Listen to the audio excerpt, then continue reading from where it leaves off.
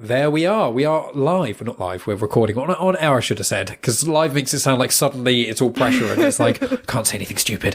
But I am joined today with one of 5 members of RuPalp's Podrace and also one of 2 members, am I correct, in a Mystery Spotcast. And that is Klaudia. Please introduce yourself to my listeners. Tell them all about yourself. So hi, I'm Klaudia. My pronouns are she, her. You can find me on social media at Klaudia Says, K-A-L-U-D-I-A Says. I have 2 podcasts. The first one, if you are a fan of Star Wars, you might know, it's called RuPalp's Podrace. We are a queer podcast. We are 5 people, which is a lot for a podcast. We're a podcast that started because of a joke. A year ago, like we all know each other from Star Wars TikTok. The Star Wars fan to creator to making a podcast pipeline is quite quick. But we were friends on TikTok, and then like we had a Discord group chat with each other, and I've been doing a Canon run for a really long time, and I was reading the Maul Son of Dathomir comic. Oh, brilliant. And Maul's one of my favorite characters. 100%.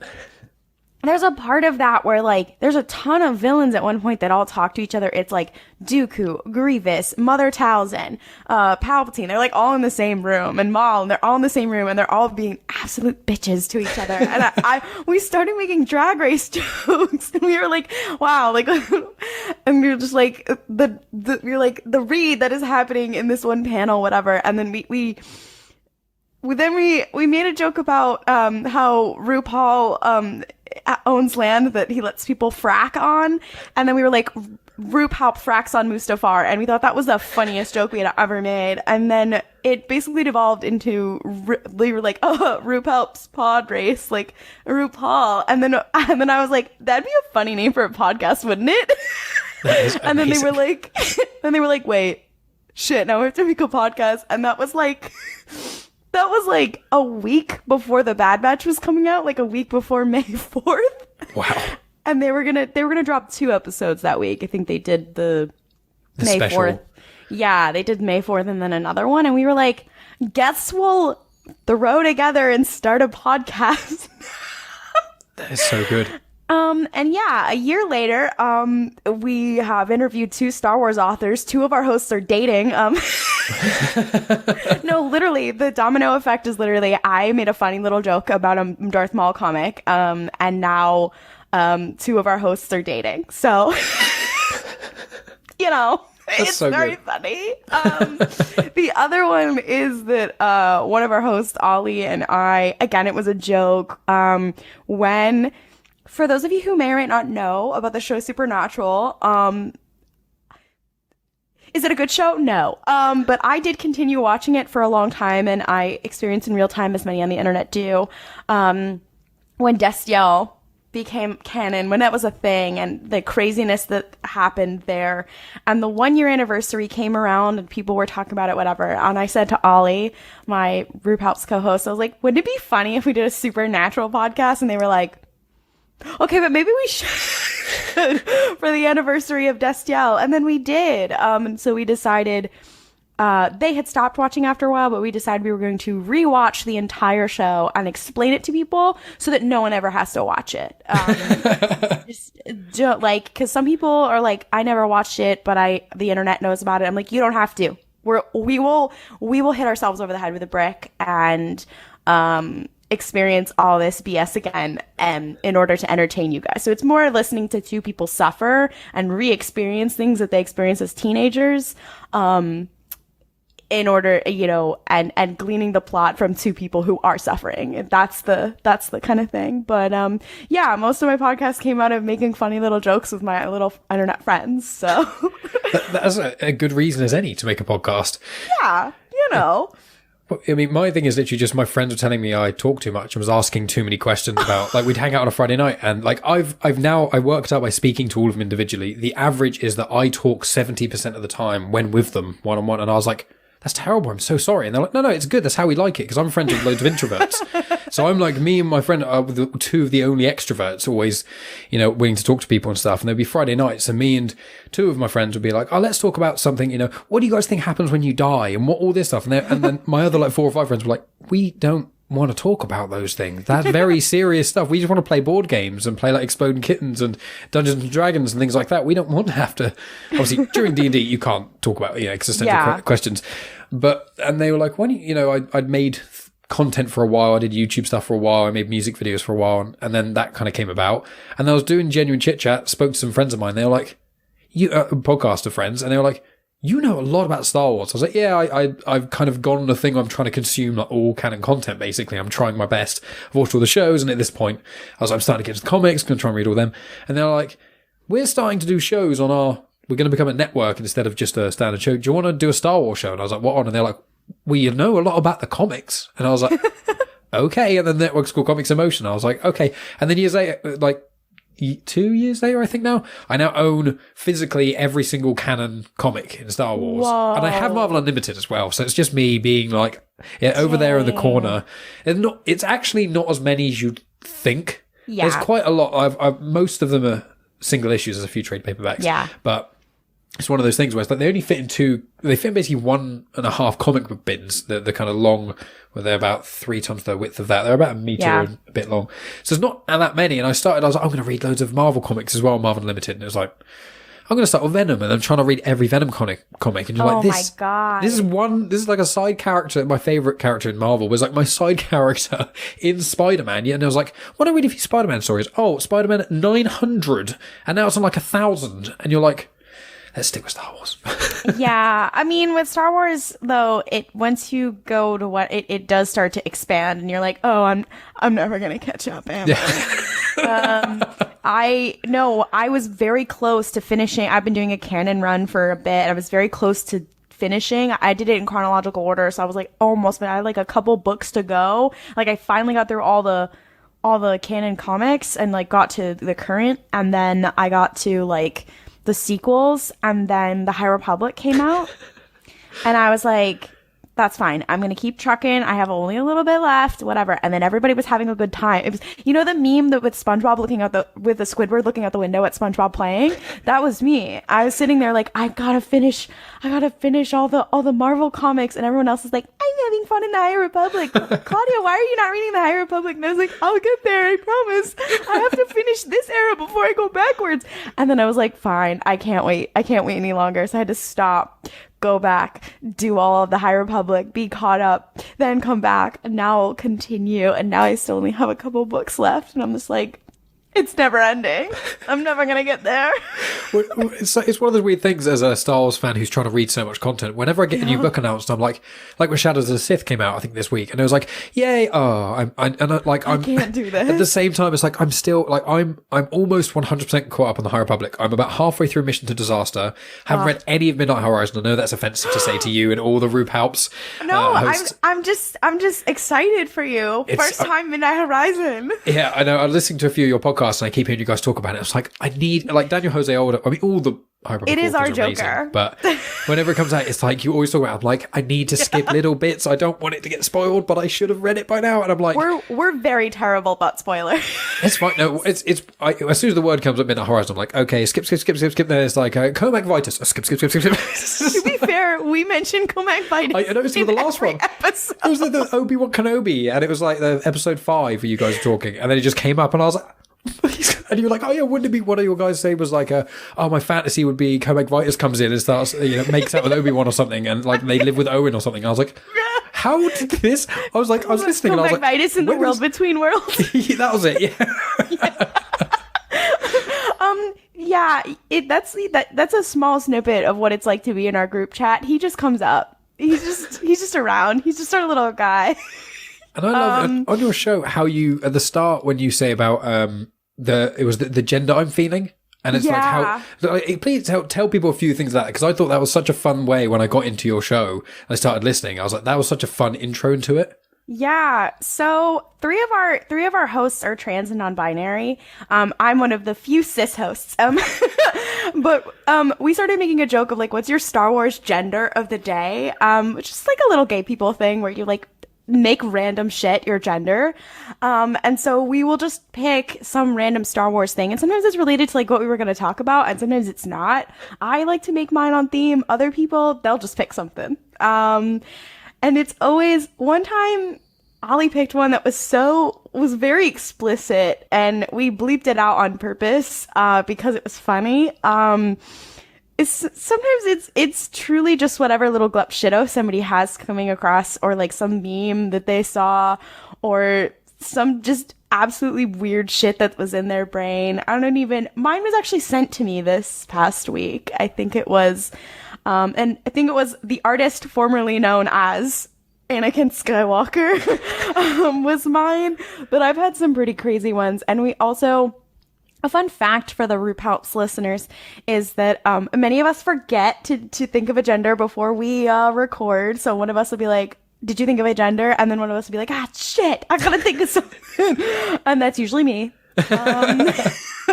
And so I have thought it up on the spot. And also a lot of times, because we all talk to each other a lot, Mel and Ollie are dating, we all talk to each other a lot in general. Sometimes we'll steal each other's gender, or like it'll be really similar. So one of us will be like, oh, my gender this week is whatever. And the other person will be like, fuck, you stole mine. Now I gotta think of another one in like 3 seconds. And you think like, that's impossible. Like, you're thinking of random little memes. It happens constantly. Especially if you've been going for so long now. And it's like sometimes getting harder for 5 of you as well trying to think of them. Well, it is because we are a hive mind at this point. So, you're talking to all 5 of us at once right now. No. That's what our Twitter account is like. Sometimes you can very much tell it's me, though.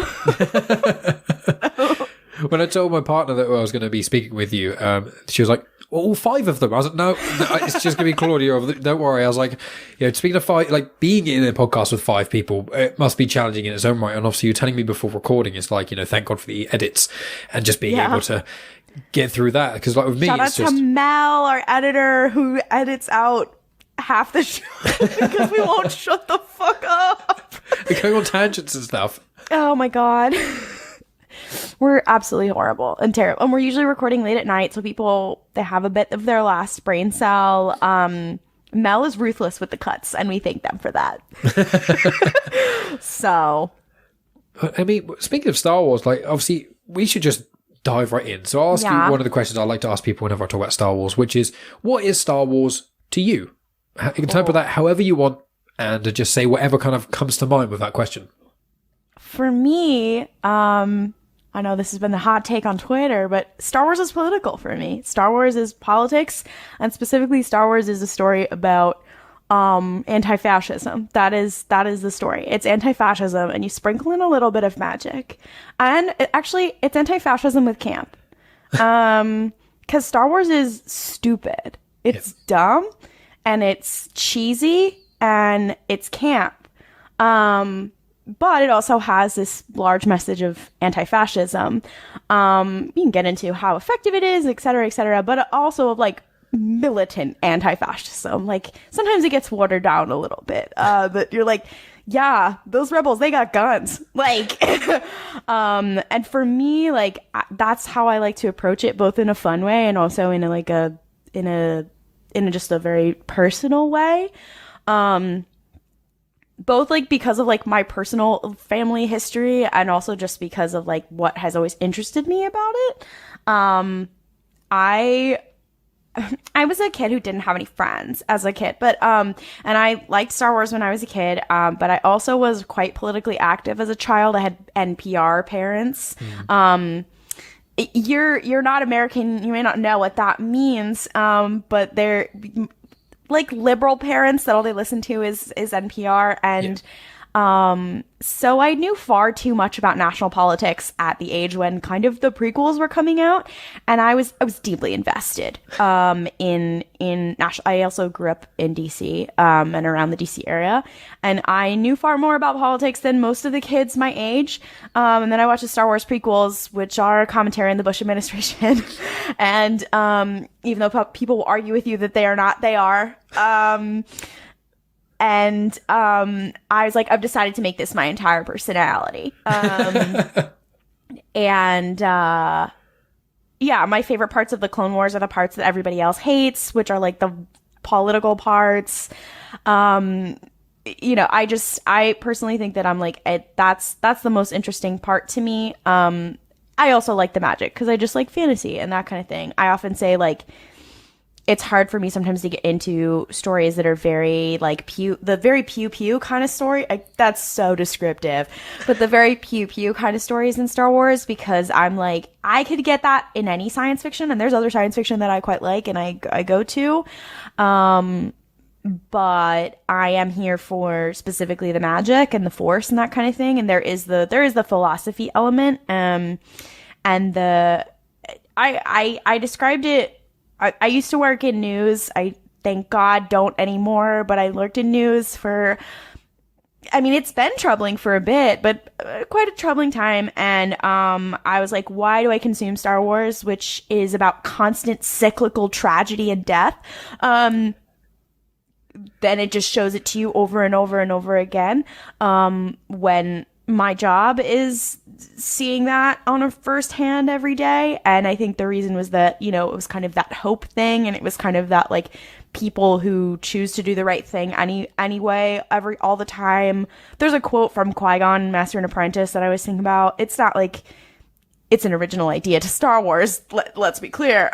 But it's that kind of thing of like, his quote is like,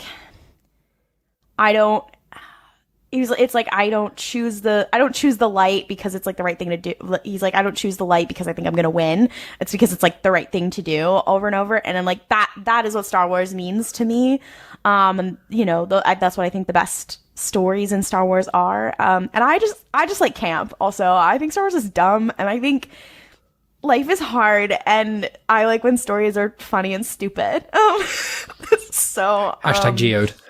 Literally, Geode is the greatest example of the stupid bullshit that they have in Star Wars. They're like, why is the milk blue? Just because it is. Yeah, and they keep playing like Lego Star Wars and stuff. Like you get the little figure of Luke drinking blue milk, and it's like a cultural thing now. Like Galaxy's Edge and other places, people know and want to drink blue milk. It's like, what do?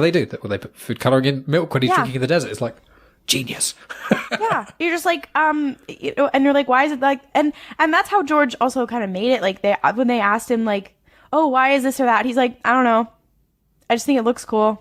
Like, or like with Darth Maul, he was like, Dave Filoni was like, why do you want to bring him back? And he's like, I don't know, I just think he's cool. And Dave Filoni's like, I have to figure out how to bring him back. And he's like, I don't know, bring Darth Maul back, figure out how you're gonna do it, whatever. And it's like, it's just stupid, it's dumb. And every part, like, he was like, yeah, you know, there's literally a video of him being like, yeah, like the good guys, they had the blue and the green lightsabers, and the bad guys, they have the red lightsabers. And Samuel L. Jackson is like, can I have a purple one? He's like, yeah, fuck it, sure.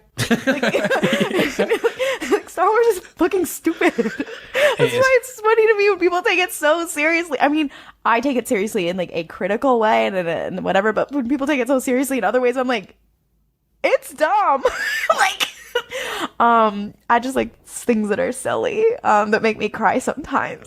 That's it is brilliant. And one of the things I love about it is you're completely right in all of those things. Like, it is so silly and it is so fun. And like, there's certain parts of Star Wars, obviously, I think you and I grew up, as you said with that story, we grew up with the prequels. So for me, my earliest memories are, I remember the original trilogy, but Jar Jar's always been creeping in there. So because the Phantom Menace came out and I was like 5. So it's like, I've always had the prequel trilogy hugely connected with the main Star Wars. So for me, it's always been even more silly than maybe people who grew up with it when the original trilogy came out, because we started with Jar Jar, like our generation. So it's like, from there, Star Wars gets a lot less silly. But when your ground zero is that, it's like, I mean, it's silly in the original. Like, Yoda is a green puppet. Oh yeah, and like, he's hitting R2 with his stick and stuff, and he's like talking.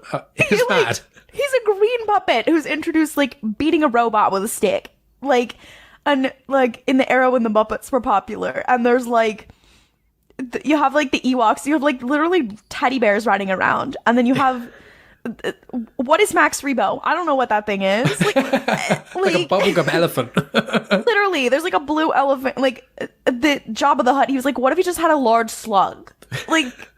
And the Salacious Crumb, the monkey lizard, it's just a cackling thing. Yeah, you're like, it's always been stupid. Like, and you're like, and it's valid for that. You know what I mean? Yeah. And with the prequels, it's interesting with the prequels because people are like, oh, they try to make it more serious or whatever. And I'm like, no, it was just camp, except for that he had tons of money. And that's, I was just talking with somebody where I was like, I think that's why there was such initial, like, a backlash to the prequels, was that Star Wars was always very like campy and very much like other 80s movies, and then it brought like the prestige and the like big budget of like the early 2000s big budget movies, and it was actually a part of creating that whole genre. I love talking actually about the history of film in the early 2000s. It's quite cool to me. Just quick and fun fact, if you look at films that came out in the year 2001, crazy year in the world, but also crazy year in film, because the number of things established in that year is bonkers crazy. But I'll get into that later. But what's crazy about it is that like it has the same amount of like stupid shit and camp and whatever, but because it has such a large budget, people expected something different from it, even though it's the same bullshit. And I think that just didn't click in people's minds who had grown up with the campy bullshit. And had romanticized it a certain way. And for us, like, I mean, now you have Marvel movies, which have more money than God, but also are campy bullshit. So, like, for us, it's normal. And the big budgets and the really good graphics and whatever is normal. And they became normal because of the prequels. Like, he was, I believe, it is one of the first movies to, he did it in widescreen, right? I thought you were going to say with, I don't know about that. I thought you were going to say with Jar Jar, I know was one of the first fully CGI characters in a real live action thing that was a central character. That was I don't know about the motion capture. Yeah. Actually, this is a quick plug for a podcast that I love. So there's this podcast, I don't know if you know the comedian Nicole Byer. She has a podcast with another comedian, Lauren Lapkus, called Newcomers, where they're two female comedians who they haven't seen some nerdy shit, and they started with Star Wars, and then they did Lord of the Rings, and now they're doing the Marvel movies. Megan's gonna love that. Sorry to interject, because she hosts Nailed It, doesn't she? So that's what. Yeah, she's amazing. So anytime we see her in anything, so Megan's gonna freak now she does a podcast about nerdy stuff. Yeah, well, and she's a great podcaster in general. But basically they've hung out around like nerdy comedians forever who've said stuff about Star Wars, and they had never seen it. So they decided, okay, we're going to watch it as adults and then give commentary on it, and then like bring on our comedian friends who, have things to say about it. And one of their episodes, it's actually one of their last ones because they had gone through all the movies. They did an episode about Spaceballs, actually. Oh, wow. And they had Ahmed Best himself on as the guest. That is incredible. And he told some stories about the production and about like how he got onto the movie and what the experience was like, and like how he helped basically create he talks about like him and George, like they helped create how motion capture works today. He even says like, I know Andy Serkis loves to whatever, but Jar Jar did come first. And it's incredibly interesting if you're just interested in like the history of film or whatever, is go listen to the Ahmed Best episode of Newcomers. It is one of my favorite interviews about Star Wars. Also, Ahmed Best is amazing. Yes. I hope he gets to be like in the MCU, like as his actual face or something. Yeah. Like I would not wish coming back to Star Wars on my worst enemy, but I hope he gets to be in something with his face or whatever. But yeah, I love Nicole Byer. I think she's the greatest, and it's the coolest explanation of the prequels. And then after I listened to that, my partner is a really big Twilight fan.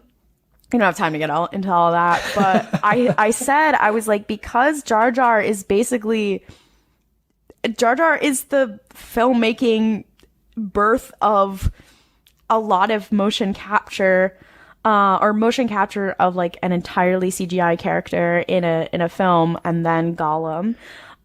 Pretty much every character after that that's like that is influenced by Jar Jar. Like the werewolves in Twilight, they can only exist because of Jar Jar Binks.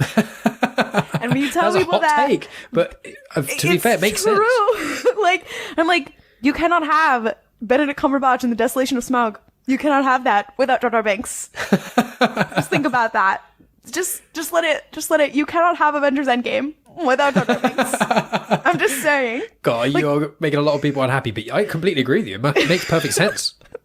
I mean, and it is not Ahmed Best's fault or even all the Industrial Light and Films people's fault that George decided, yeah, this is the character that I'm gonna go with. I think they could have done literally anything else. They could have. But they didn't. Yeah. George Lucas had some great ideas, but I always say the biggest fault of the prequels is not having someone there just to soften his edges a bit. Be like his George, ex-wife? just question it. Yeah, exactly. The one who literally is like behind the scenes, like seriously affecting how Star Wars came out. She is a massive reason why Star Wars the original trilogy is the way it is. And there were so many things she was like, you can't do that. And didn't she re-edit like one of the films, like basically completely?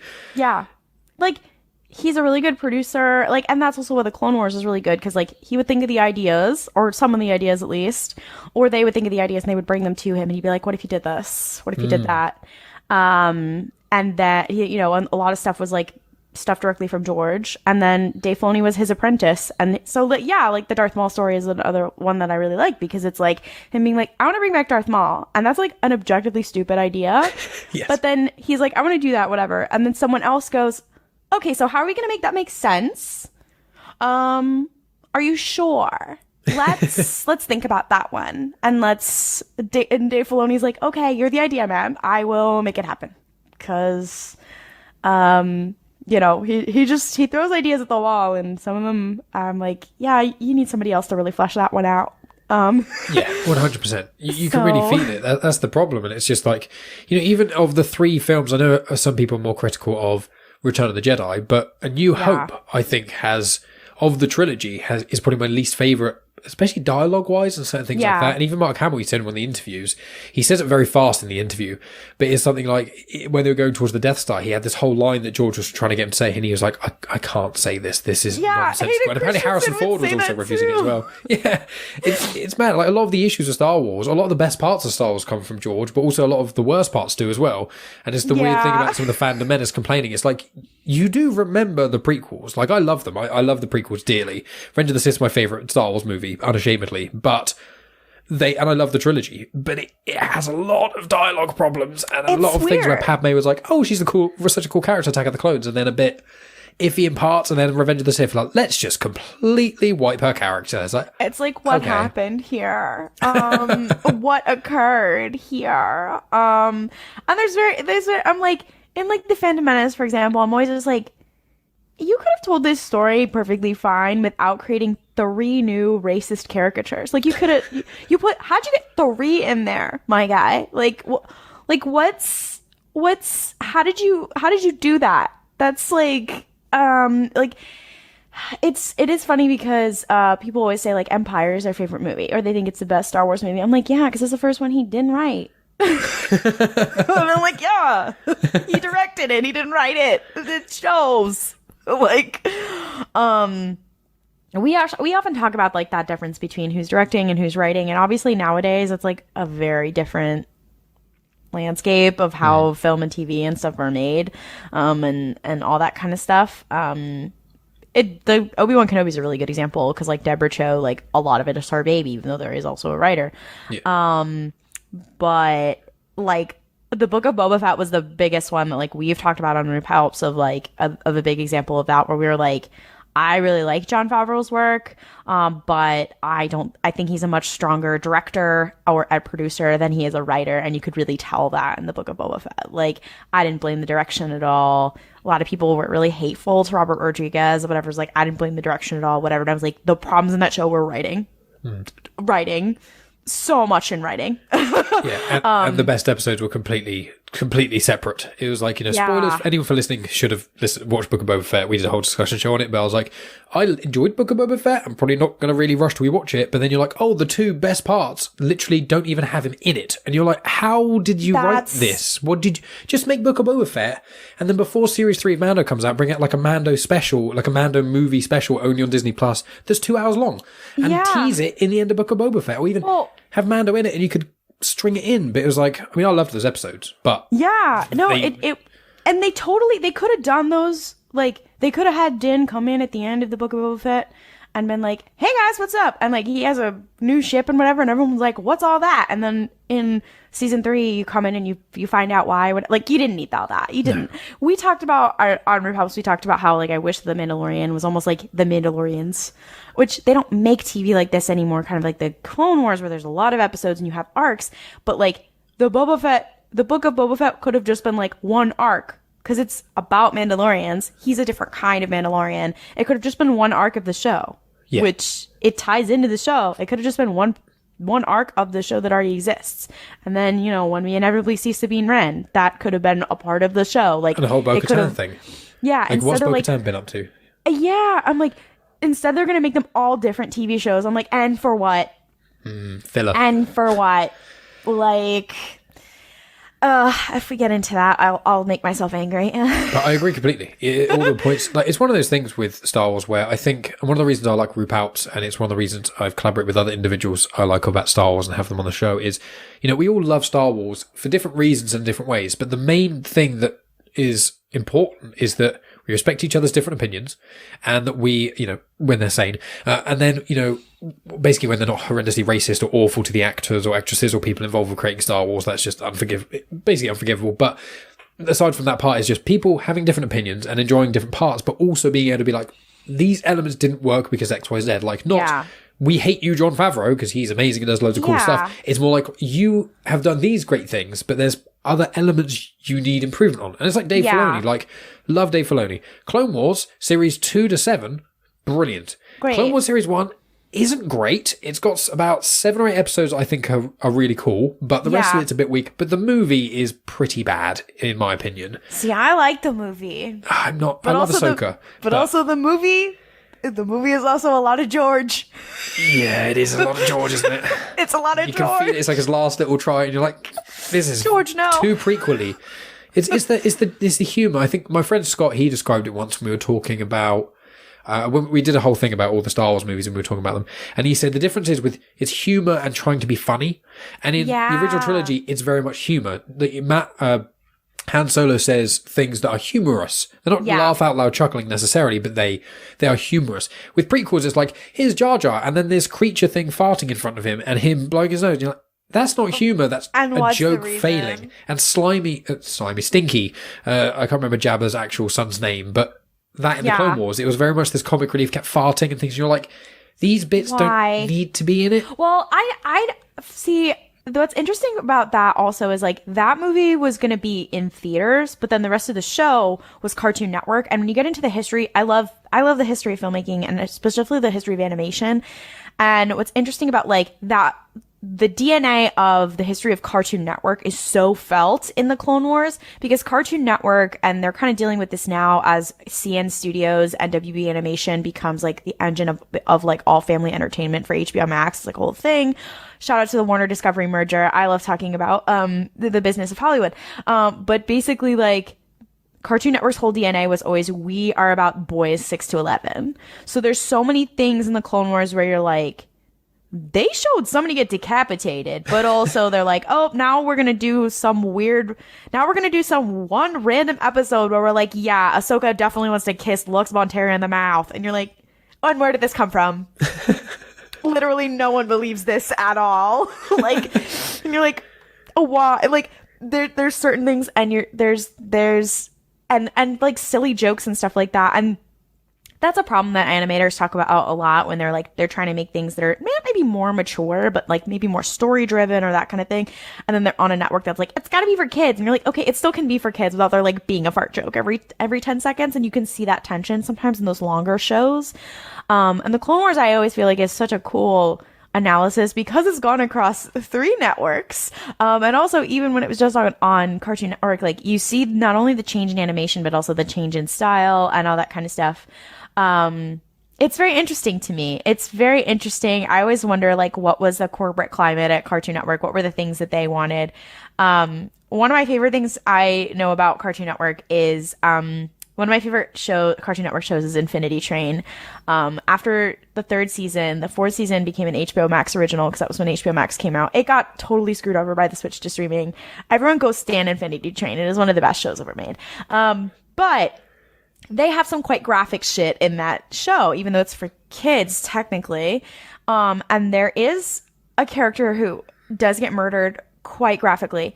And someone asked, like, how are you able to show that on Cartoon Network? And they basically were like, yeah, well, the notes we were given was, well, is the character human? And they said no. And they were like, okay, then it's fine.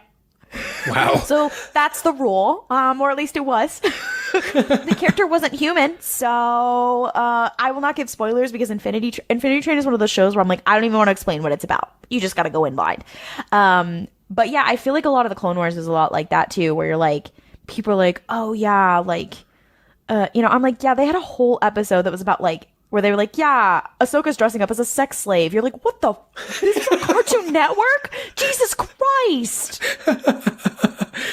What is this? Like, you're like, oh my God. Like, there's some of it, like, that whole arc, I'm like, they really allowed that on the air. But it's full of war crimes. It's literally, it's the Clone Wars. You go, okay, it's war, but it's like filled with literal war crimes. They talk about genocide, all kinds of stuff, slavery, bombing villages and things. You're like, holy shit. This is what's happening. It's the first season where they're like, and it is wild to me because I'm like, I used to be a really big Count Dooku defender, but then like the first season with Count Dooku, they're like, so he's creating a weapon of mass destruction, and you're like, whoa, Jesus Christ. And you're like, here's graphics from like an N64, but Dooku is creating a weapon of mass destruction. You're like, what the fuck?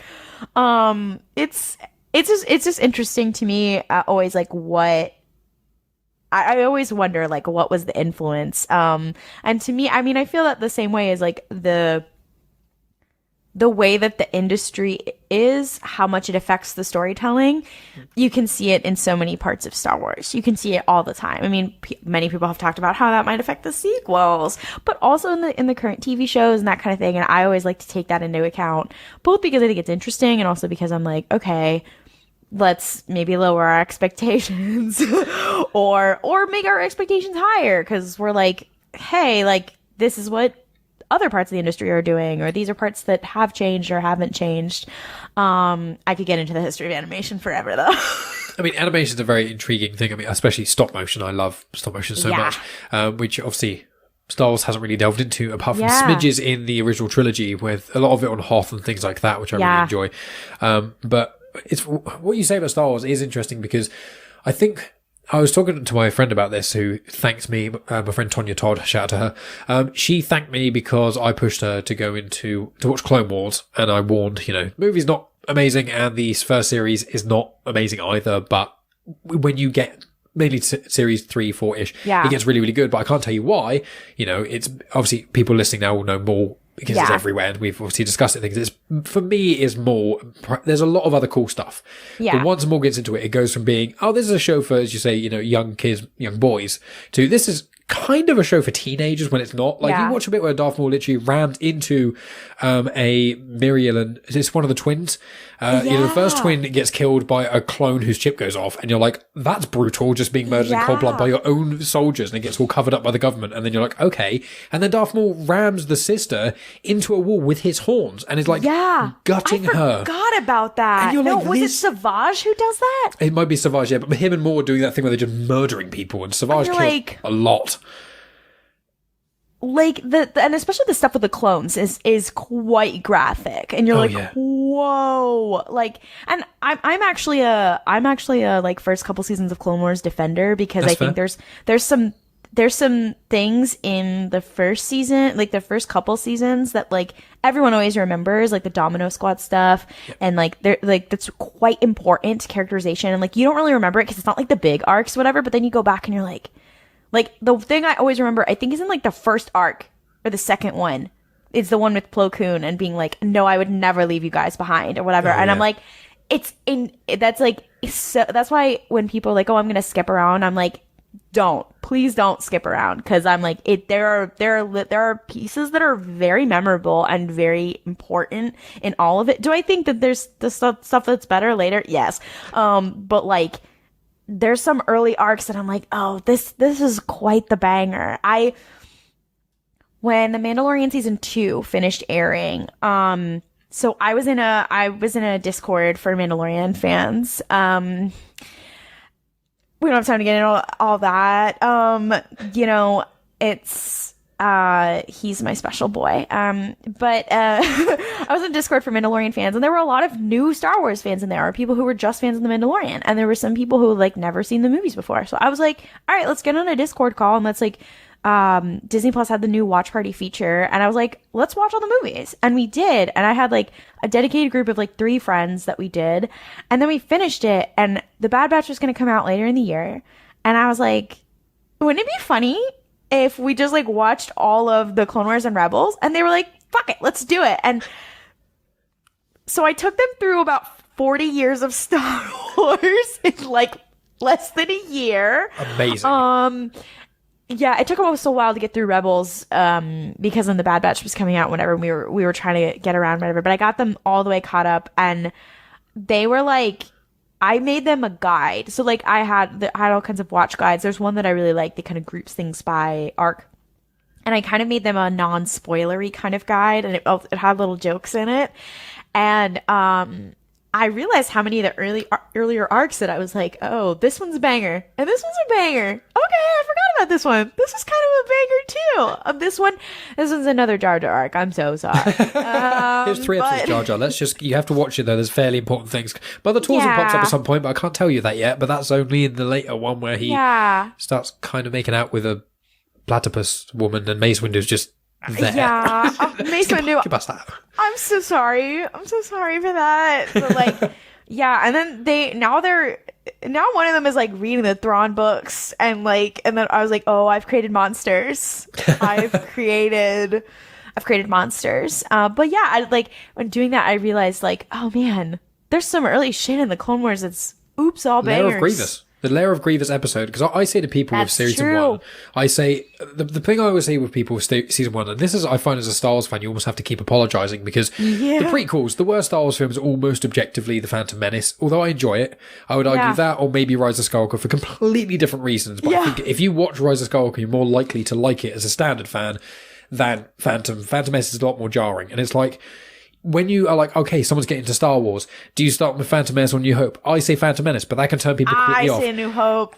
Fair enough. And that's a whole conversation. But with Clone Wars, with people like, oh, should I watch the movie? And it's like, you have to watch the movie and then several episodes that are not amazing, but of Clone Wars. I know there's the episode 5 Rookies, I always say, is top tier. I can't remember if that's, and I know the Domino Squad stuff is great, and then Lair of Grievous is amazing, but then until the Ryloth arc, there's a few in the middle, and it just, the problem is they feel very episodic, but not in a way that's like substantial like the later ones are. It kind of is a bit more. I find for newcomers, it's harder for them if you just like, oh, I recommend the show and they're not fully into it. It's harder to get one episode that's like, holy shit. Because for me in Star Wars, I was like, Clone Wars is great. Clone Wars is good. There's lots of good episodes. As soon as Darth Maul came into it, I was like, this is one of the best things I've ever seen. He's my special boy. He's my special little boy. And actually, I'm a Rebel stan as well, so. I said to my friends, I said to my friends, I was like, there's oops all bangers in the early seasons, but there is a point, I believe at the end of season 3 or the beginning of season 4, where I call it foot on the gas. Yes. Where they just kind of put the foot on the gas and they never let it go, and you're like, I want to slow down after that. And they take it off a little bit, and then like halfway through season 5, you're like, whoa, I want to slow down again. And you're like, I wasn't prepared for this. I was not prepared. And they're like, hi, we're going to Dathomir. Hi, we're doing this. And you're like, holy shit. I think it's like, it starts with the Dathomir arc. You're like, whoa, okay. That's my favorite. Because Ventress is my favorite. Ventress is one of the greatest characters. And the fact, and this can be slightly spoiler territory because I have to say it, her and Dark Disciple. Dark Disciple is an incredible canon book. And as far as Ventress, I feel like, although her entire story is incredible, got robbed. She needed to live. I wanted to see her popping up in everything. I want her and Quinlan Voss dream team to be in everything ever. And when his name dropped in Kenobi, I was like, screaming. I jumped out of my... I became a person I wasn't proud of when I mentioned him. I jumped out of my chair. I was like, this is my Joker. Because I had friends, so we have this thing, we have a Discord for some of my friends from TikTok who like Star Wars, and we have this thing, we call it, we do a cameo pool for every show that comes out, where we try to guess who's gonna show up. We started with the Book of Boba Fett, and I won. But they were like, oh, Klaudia, you won because you just guessed a lot of people. And I was like, oh, no, I was very specific in my choices. And you guys were just having a little laugh. I was thinking it ahead. And they were like, okay, because Klaudia won last time because she did too many, everyone's limited to only 10 characters. And we have rules. So the categories were, an actual appearance. And by actual appearance, that means it could also be in like a flashback or a dream or a force vision or whatever, but like the person appears on the screen somehow. A mention is the second category, and then the third category was like an indirect reference or like an Easter egg. And a lot of people put Quinlan Boss in at least one of those, and I was like, he's not gonna show up. I was like, listen, this is not a Dave project, and that's one of Dave's little guys. He's not gonna show up. He's not gonna show up. And then they mentioned him, and I was like, I'm a clown. I'm the honk honk. Let me put on the clown nose. I'm a clown. Like, but I also won because I also did not think that Leia was gonna show. Well, I didn't think that Leia was gonna show up. I thought she'd be mentioned, but I didn't think she would show up. So I was like, I'm the clown. I guess I gotta put on the clown nose. I didn't expect her either to come up. I was like, when it happened, I was like, everyone was trying to think about, what's going on with Kenobi? Is he going to get kidnapped? Is that how he's getting off Tatooine? When the trailer came out, and especially the screenshots, it was like, okay, Hayden Christensen's going to be in it. Okay, fair enough. And then also when in the press and stuff, they're like, Vader and Obi-Wan are going to fight. And then also there's photos of him not being on Tatooine. You're like, okay, what reason would he have? And I remember me and loads of my friends thinking, like, what reason would he have? And then in the show, you watch it and they go, spoilers for Kenobi, by the way. They go, oh, Leia is taken and he needs to go. And I was like, that's so fucking obvious. And I didn't even consider that. It makes sense. It's brilliant story writing that element. And that was, I know that was in the leaks, but like some leaks you really just can't I ignore believe. all leaks. I ignore every leak. So, because I'm just like, trying to, I hear rumors on casting things. Like when Rosario Dawson was Ahsoka, I knew straight away. And I was like, wish I didn't, but super hyped for that. I try and avoid leaks where I can. I was like, I don't know. I don't think that's going to happen. Then it did. I was like, oh. Oh, maybe I was wrong. Okay. Oh, and she's like a central character. Oh, okay. Shit. Okay. I see how it is. But yeah, it's Asajj Ventress. She's one of my favorite characters. The fact that I get, like, Maul has a lot of, like, parallels to Obi-Wan. And my favorite moment in all of Star Wars is the Twin Sons episode of Rebels. But obviously, you can't have that without having all the stuff that happens in the Clone Wars. And obviously, all the stuff with Maul, like, it's because of his presence in The Phantom Menace and his relationship with Obi-Wan. And there's all that, which you don't really have, obviously, with Ventress. But I always go kind of like, okay, I love Maul. He is one of my favorite characters, but like, they could have had Ventress instead. I'm just saying, like, why can't she be the one who lives and gets her little moment? Why don't I get to see Ventress in Rebels? Why? Yeah, I would kill. What's the truth? That.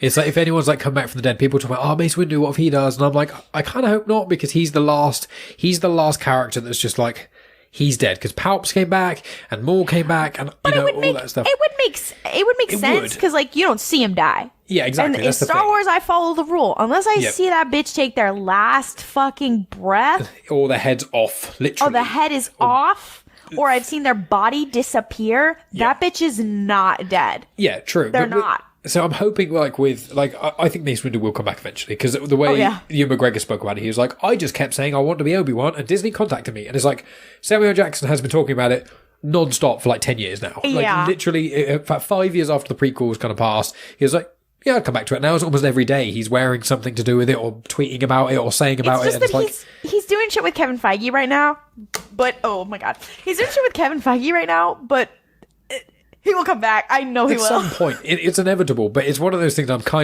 always in that mind, like when people are like, oh, they might have a Vader series. It's like, I love the Vader comics. I love Vader. And I was like, I don't really want it. And then now I'm here with Kenobi. I'm like, but if they gave it to me, I'd be really happy. And it's the same with Mace Windu. I'm like, I don't want it if I had ultimate choice, but if it came out, I'd be super hyped for it, and I'd be really excited to watch it. It's like it's that kind of thing where that's it's me like with all of Star Wars. Where I'm like, 100%. sometimes I wish Star Wars would end, but then I'm like, but I'm excited about that series though. But I know that when Thrawn appears on the screen, I'm gonna be the worst person in a 10-mile radius. I'm gonna be absolutely insufferable to everyone, even people who don't like Star Wars. Hey, do you know Thrawn's come back into live action? Like, who the fuck is Thrawn? It's like, you heathen. They're gonna be like, she's been crying nonstop for days. Like, I'm like, there's my boy, there he is. Literally, like, oh, and also like once they started doing shit like when they brought Cobb Vanth into the Mandalorian, that opened up such a wormhole because it was like anybody's Glup Shido can come on screen now, and I'm like, where's Eli Vanto? Where is he? And I'm like, you can't open doors like this. It's kind of like the Quinlan Voss thing where I'm like, you can't open doors like this because then the possibilities are too wide. You can't give me a taste of this because now I don't know, the sky's a limit and I can't. I know, and it was like with Aftermath because when Timothy Oliphant was cast and people there was rumbling because it was like could be Cobb Vanth and we're like no, and then I was like, oh, he's wearing a Mandalorian armor, and you're like, are they? What? They're not surely going to try and they're not going to retcon Aftermath. They can't surely no. And then it happened. You're like, and it's as you say, it's like it's when it happened. You're like, I cannot believe a character that was in an interlude in each of the Aftermath books, one of the first books in the new canon, who is really minor, had really nothing to do with anything, just a cool character, and you're like, what if they brought Sinjir into it? What if, Nora Wexley, what if she could be in live action? What if, and I was like, what about Mr. Bones? And then he was in Lego Star Wars, and you're like, what is happening? I like 10 people I've ever met in my life even heard of Mr. Bones who actively read Star Wars. Ugh. When someone decoded the Orabesh on the wall and there was a For Light and Life on the back, I started physically crying. I was like, I've decided I'm not well. I sent it to the people at RuPalp's and we all were like, I'm shaking. I don't think I'm okay. Because I know, like, the High Republic was still being, like, developed, especially when this show was being developed. So it's like, from now on is when there could be High Republic references in shows. And maybe even just small ones. And I'm like, you don't understand. The smallest one. And I will go quite possibly insane. I literally started crying. I was like, okay, maybe I do like Star Wars. Wait a minute. Hold on. I was like, oh my God. My partner was like, are you okay? And I was like, they said For Light and Life in the Obi-Wan Kenobi series, okay? Like, the only thing better than this is if they mention Stella Geos. Like, I'm an Elzar Man stan, so for me, I am as well. I'm like, but his journey's not over yet, so and it could go badly. But I want to say with High Republic stuff though, I had it and it was I interrupted you rudely, and then I was going to say about High Republic is with are you up to date with or relatively up to date with the 2020 run of Star Wars comics? Yes. Yes. So you read, now this is going to be minor spoilers for people, but it's if you read the comics avidly like we do, you read it a few months ago, but there was an episode, there were 2 Luke comics, obviously it's written by Charles Soule, so one of them was really cool, and he went on a little trip, and he went to Lothal and got a Yoda thing, and one of them, he goes to a planet and has a vision, and basically meets the ethereal spirit of, was it Stellan or was it Elzar? It was Elzar. It was Elzar, I was pretty certain, I was like, that's what made me think, and he's like, so you have Luke literally having an experience and communicating with basically like Elzar Man when he was there, and this temporal kind of slightly hand-wavy thing, but you're getting Luke Skywalker interacting with Elzar Man. It's like when I read that comic, Joker. I became, because that they sent the preview for that came out. That and also the High Republic Adventures, like the last issue of that one where it was like they confirmed Lula and Scene were a thing. Those came out on the same day and like at the same time that the Book of Boba Fett was airing, and it was like the roller coaster of emotions. I remember all of us reading it at we usually for a comic release we don't like hang out at 3 a.m. You know what I mean? We were waiting for the Book of Boba Fett, and then we all were reading the comics, and we were like, oh my God. I saw, like, it's also now one of my favorite moments in Star Wars. I believe, is that Charles Soule? Yeah. I believe it's my boy Charles Soule. Yeah. But I was like, it was my favorite moments in Star Wars where Elzar's like, hey, like, I know you have a lot of pressure on you. You don't have to be a Jedi, whatever. And I was like, oh no, I've decided to start crying. Uh-oh. And you have like, and then you had like Stellan Geos appear, like is in the shot, whatever. And I'm like, oh, I'm not, they're talking about Order 66 between Luke Skywalker and Elzar Mann. I was like, oh, I'm not well. I'm not okay. I mean, when they introduced in the comics, when they did Starlight Squadron, which I kind of thought of when they had the For Light and Life in the background in the path or whatever. And I was like, if they do more shit like that, I'm going to be such a problem. I'm going to be so unbearable. But I mean, it's like I know Brotherhood is out and has been out, but obviously that came out a couple weeks before Kenobi. And I listened I read all High Republic books physically. Yeah. And then I've been listening to a few Legends audiobooks, but other books I haven't got time to read as well. And I, drive to and from work and do chores and stuff. So I listened to Brotherhood on audiobook, and I finished that on the drive home the day Kenobi came out. Ooh. And I was like, this is perfect. I didn't plan that. I was just listening to it.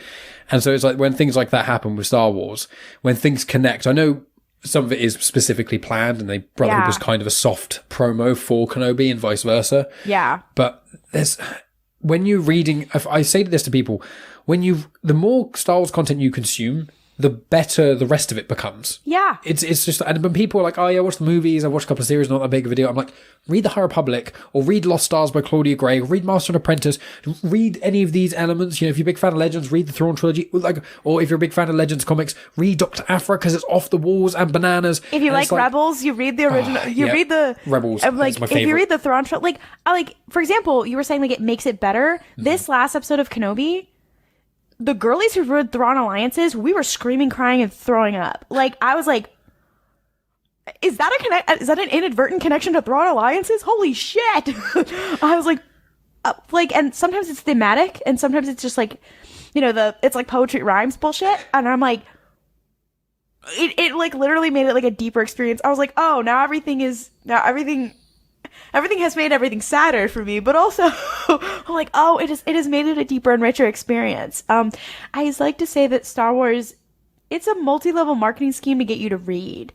You're like, it's movies and TV. I'm like, it's secretly a book club. I really got back into reading because of Star Wars. Same. And I read them all as audiobooks because I work in social media, and I look and read scrolled text all day long. And so I'm like, I like to play my stupid little phone games and then listen at 1.75 times speed. My mate Tony listens at that kind of speed as well. I'm like, kudos to you. I couldn't do that. Sometimes they have the music in the back, but it's like the Imperial March sped up. It makes me laugh every time. I don't know. I'm always just like, oh, let's go. I recommend the audiobooks to anybody. I know that audiobooks are sometimes hard for some people, which is why I have an addiction to phone games, because I can't concentrate without doing the dishes or playing a little phone game or something like that.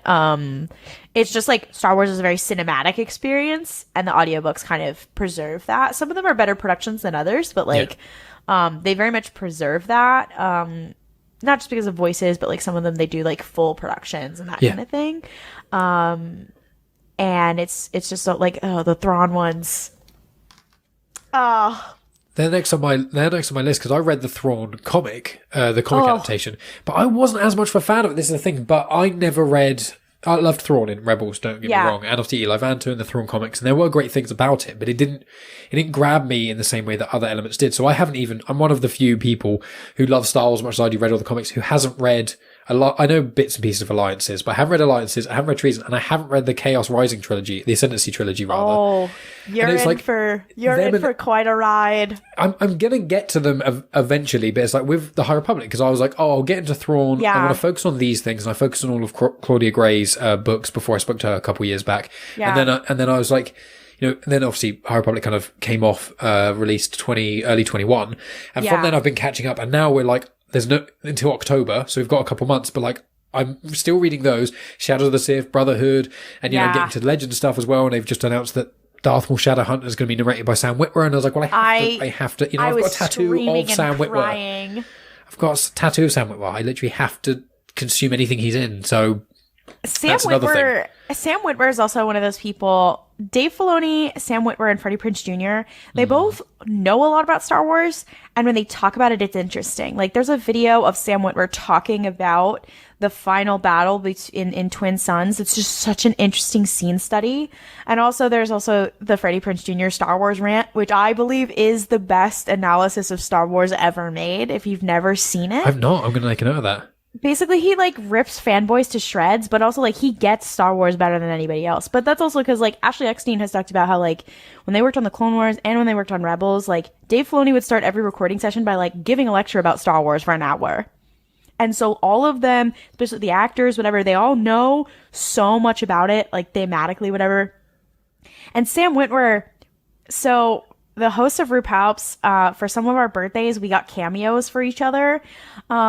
And for me, they got me one of Freddie Prinze Jr. because Canon is one of my favorites. Same. And it was very slay. And for our friend Jess, we got them one of Sam Witwer.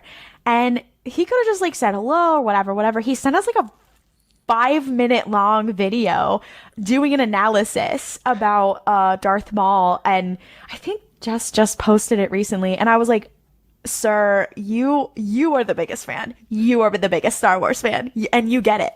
You understand it better than anybody else. Like, I've never respected anybody else in this house. He's won trivia competitions. He's literally won them, and you're like, yeah, you have time being an actor, and obviously you're getting into it and things. It's like people like Katie Sackhoff. She knows a bit about Star Wars, but she's not. Yeah. Compare her to Sam Witwer, and it's like she knows nothing compared to him. He knows so much, and it's people like him, and you're like, oh yeah, he's a fan. And then you get to him talking, and you get him like, if you see like Henry Cavill interviews, and then anyone mentions Warhammer, and he's like, Warhammer, and or The Witcher, and he's like correcting scripts that are being. Actually, Garrett would say this. The actress playing Miss Marvel, Iman Vellani, she's like that about Miss Marvel as well. Like, she was getting into fights with Kevin Feige on set, being like, actually, so the MCU can't be Earth 616 because of blah blah blah. Like, and I was like, she literally is Miss Marvel. She literally is Kamala Khan. Like, and I feel the same way about Sam Witwer, because, like, a big thing about Maul's character is that, like, he's one of the few people who knows everything. He knows the truth. Whatever. Kind of like the viewer. He's kind of the viewer viewpoint character. His by the season 7 time stuff is just top tier. And I'm like, yeah, Sam Witwer is method acting at that point. Like, yeah, he does know everything. And he knows everybody. Like, I'm like, yeah, he does. Maul is one of my special little guys. He's just my special little guy. Maul is one of my favorites. I mean, Starkiller is my favorite Legends character. I mean, that's what my tattoo is off the Force Unleashed cover, creaky chair. And so he hit Sam Witwer. I was like, oh, I love him because this. And a few people are like, oh yeah, I like The Force Awakens. And then when Clone Wars and Rebels were coming out, I was like, he voices Maul as well, and Palpatine in certain releases. And the son. And I was like, that's a connection, you know. And they even made a Starkiller like CG model, and they also made one of Revan and Bane back in season, I think 5 or 6. And they were, I think it was 5 or 6. I think it was 6. And then they were toying with him being an Inquisitor in Rebels, and they're like, Starkiller's kind of, and Cavan Scott, when I spoke to him, he said, he clarified, he's like, this is not me revealing anything, but he was like, I can think of loads of ways to bring Starkiller in and not necessarily depower him. And I'm like, everyone is talking about him, and Sam Witwer's never been, he's always in Star Wars since The Force Unleashed. He's just been so in there. And I'm like, I never want him to ever leave, ever. We need to catch him, put him in a Star Wars box. But he's happy in one anyway. He's loving it. I would like him to stay forever. I love Darth Maul very much. Like, when I saw Solo, as a Clone Wars girly, and as like somebody who like has been catching up on the canon, whatever, there was so many things for me. And like, I love droids. I love like L337 has become like my favorite droid or whatever. But like, there's a lot wrong with that film. Lando is also one of my top like 5 characters, so I was there for him. Like that's it. But so there was like, I had mixed feelings about that movie, but I will admit, when Maul showed up on the screen and most people were like, isn't he dead? Or most people were like, why is he here?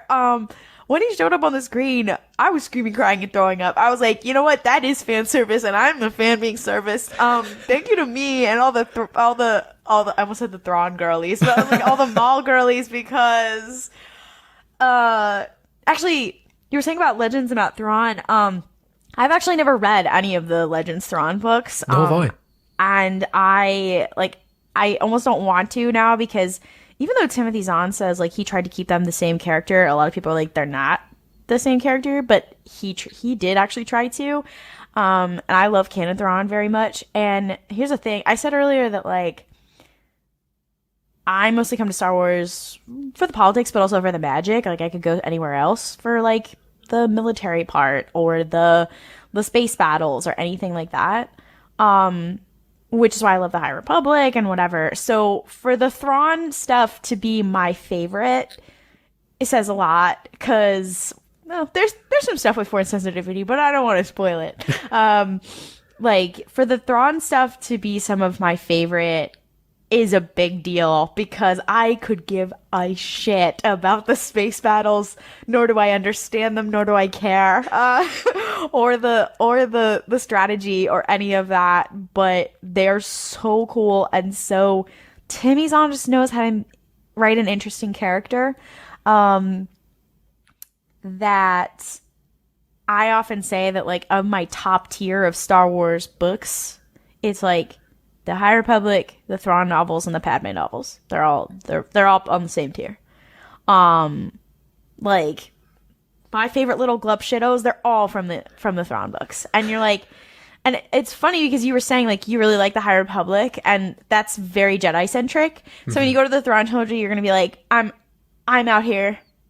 There's not a lot of Jedi. Well, there's Anakin Skywalker, but you'll get to him. But yeah, I know about the young women who have force sensitive elements. So I know bits and pieces about Thrawn, and I will say, like, obviously you say one of the things you like most about Star Wars, it's politics, and that's a really interesting perspective. For me, it is the force in itself. It was the spiritual element. I like the philosophy of it.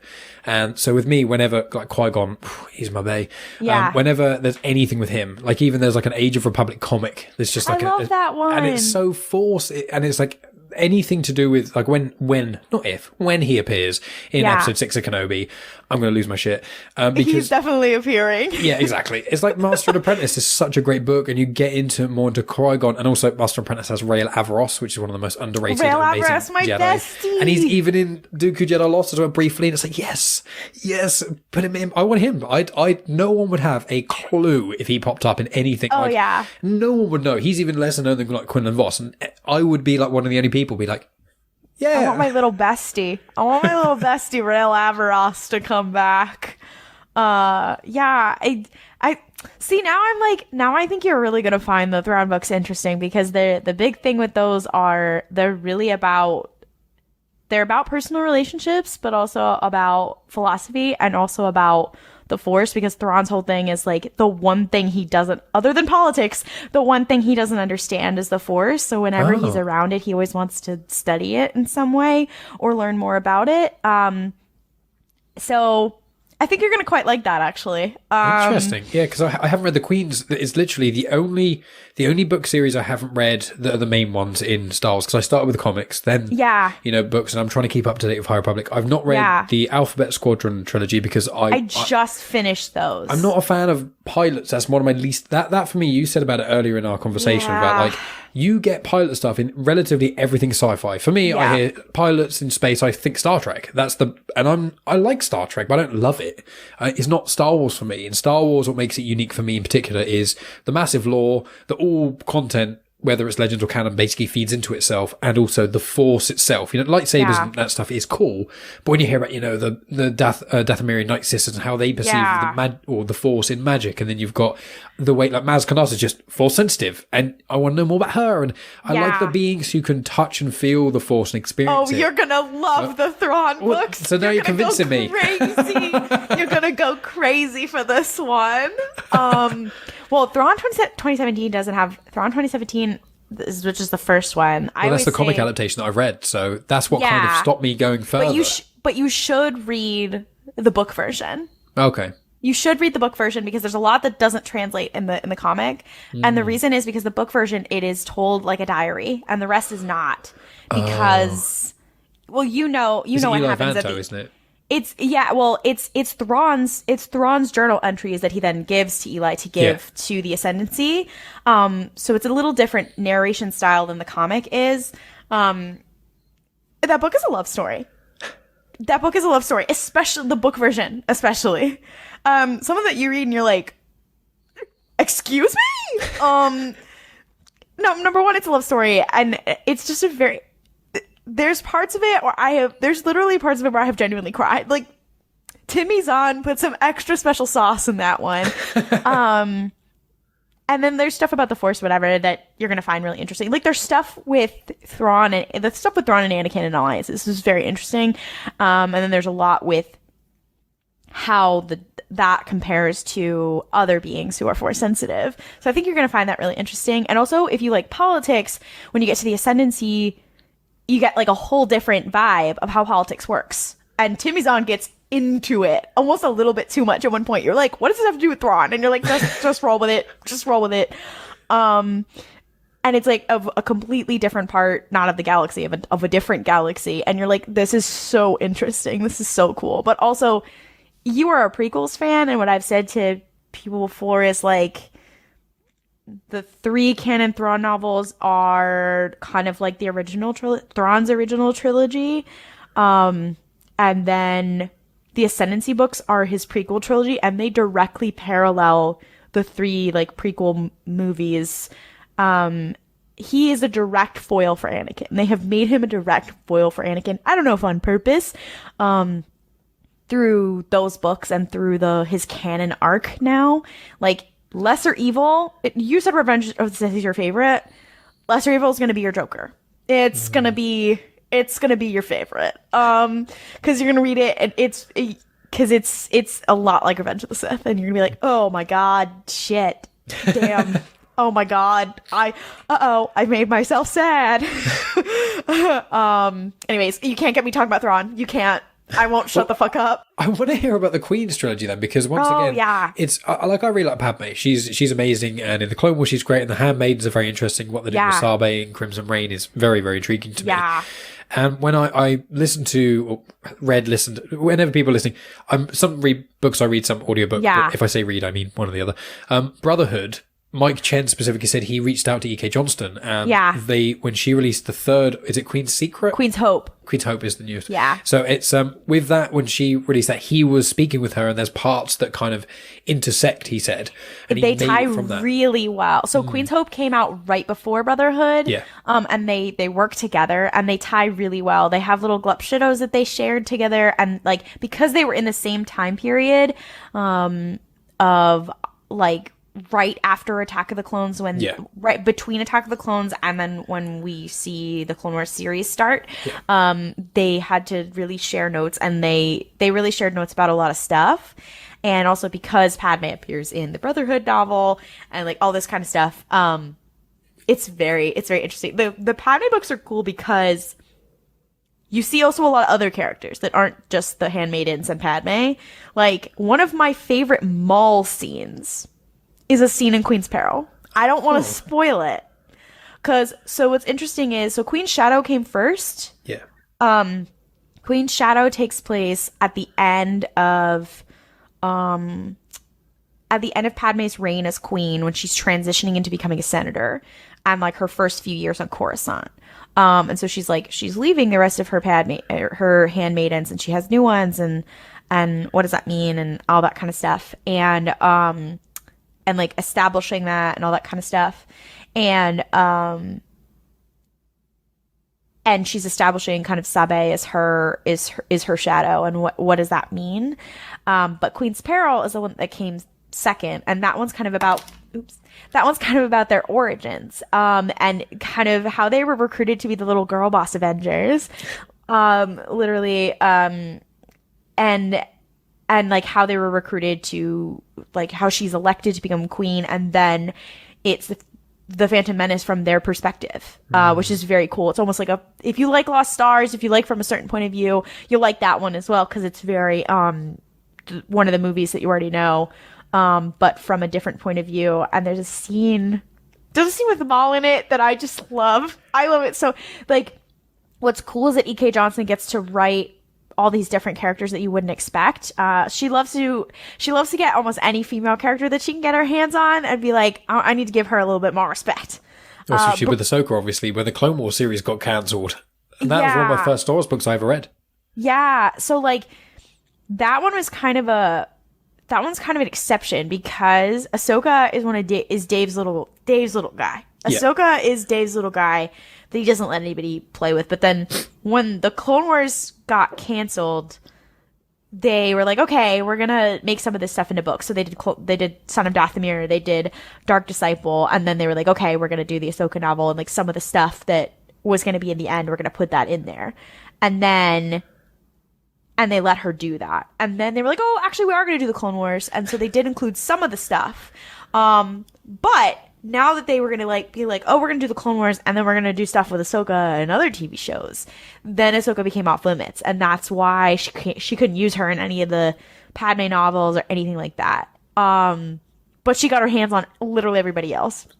Beru Lars, Beru White's on Lars, the icon, the hero. Depa Balaba. Oh, wow. Oh, yeah. Depa Balaba. Oh, there's another one. Like, Bria Organa. Oh, nice. Yeah. So you've read Leia, Princess of Alderaan, right? Yes. Yeah, I have, yeah.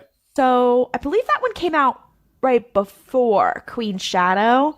But much like with Brotherhood, she tied it in really well with that one. I actually always say to people they should read it with that because it's also, especially Queen's Shadow, it very much parallels. It's like Leia, she's being a junior senator. She's being a junior senator in on Coruscant, whatever, and they tie it in really well with the Queen's novels. I have a controversial reading order for those where I tell people I think you should read Queen's Peril first. It's mostly chronological order of like you should read Queen's Peril, then you should read Queen's Hope, then you should read Leia, Princess of Alderaan because it ties in really well.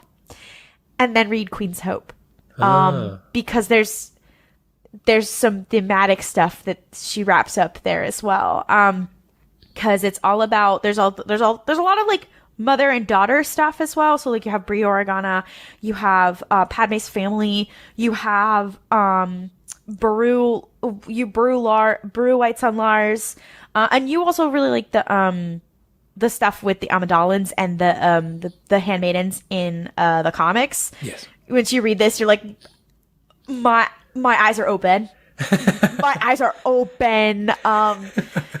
Yeah, you're gonna be. Oh, and also there is a handmaiden and also Padmé in Thrawn alliances.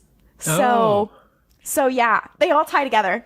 And also, if in the High Republic, this is why I say these three trilogies are essential. If in the High Republic, the part that I think they're going to focus on a lot in Phase 2, about navigation is a big theme.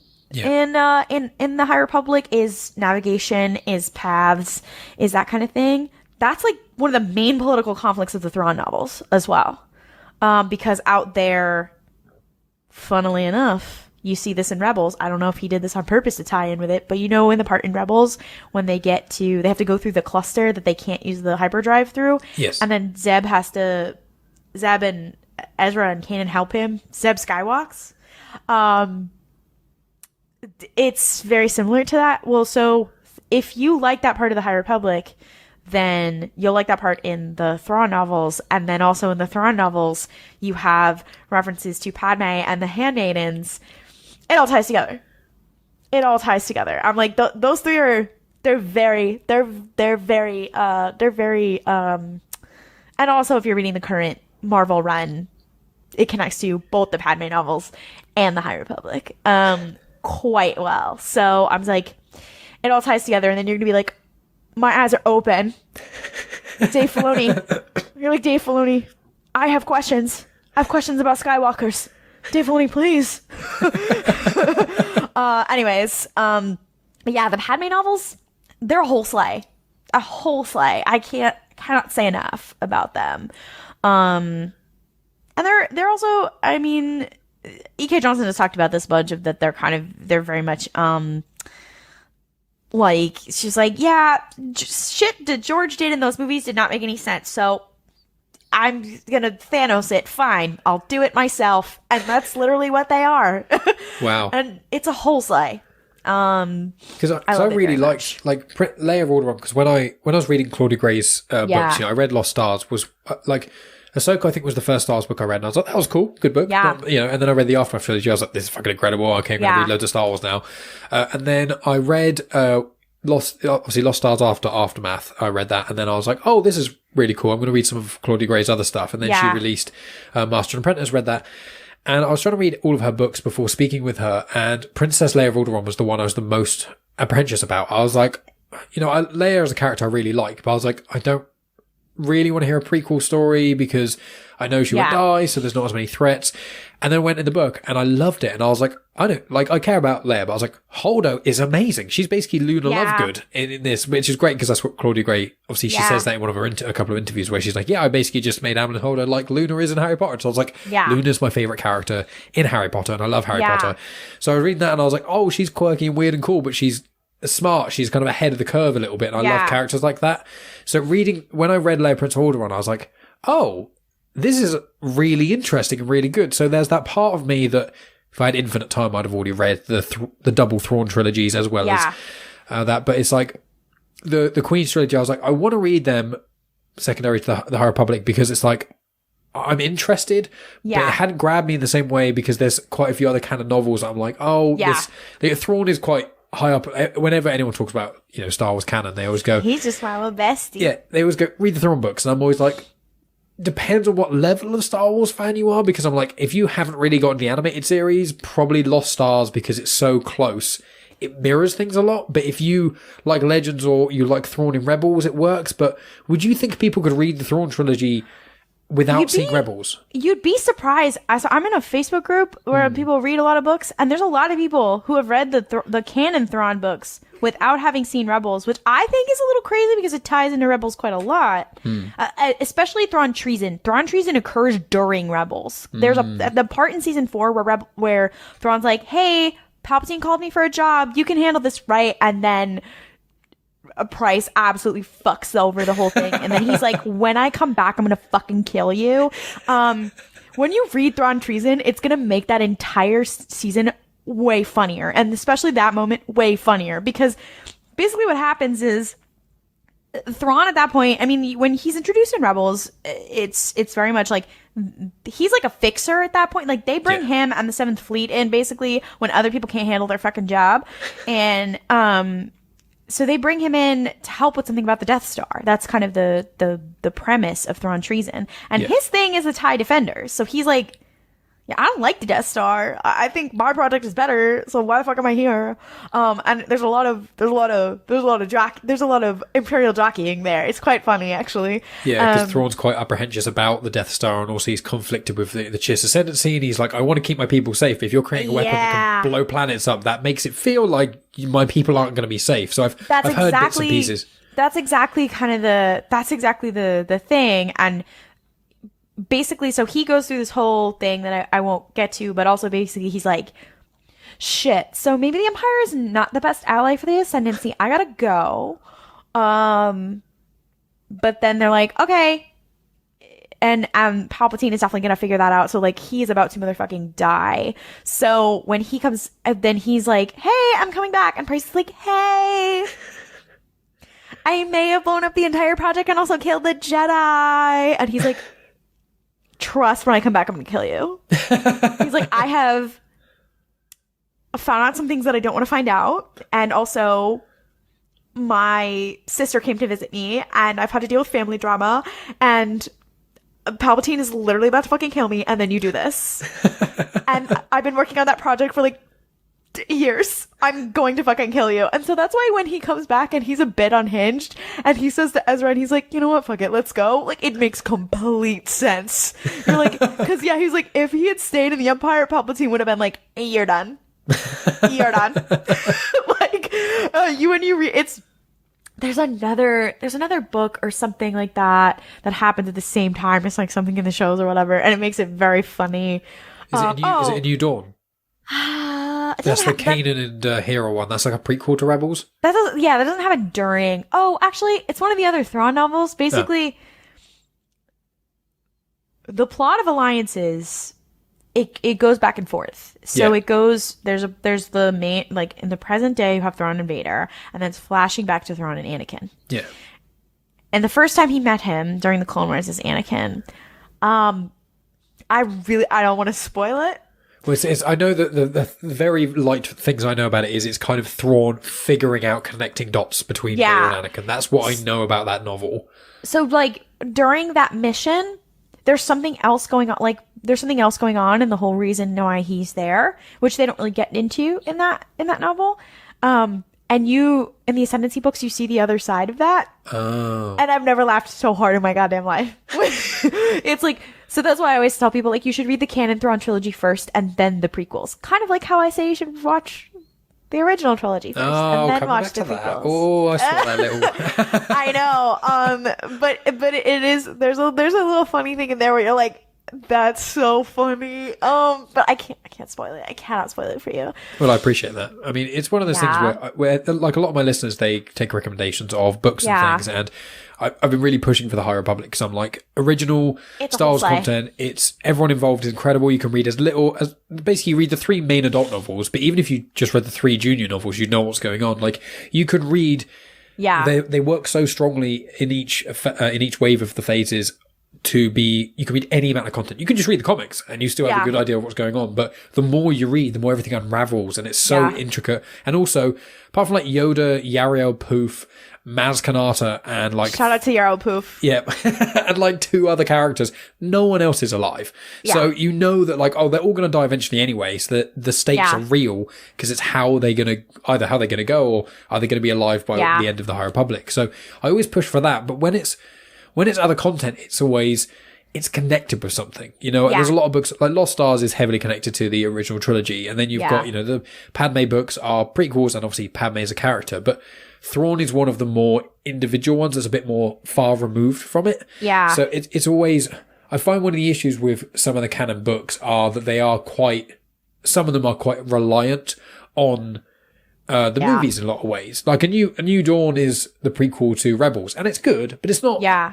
It's not amazing. I read it. I was like, this is cool. There's some brutal stuff in it, but it's not as strong as like things that can stand on their own, if you know what I mean. That's what, this is where I'm going to get into hot takes, but that's also been my struggle with reading some stuff in the sequel era because, and I do not blame the authors at all for this, is that completely.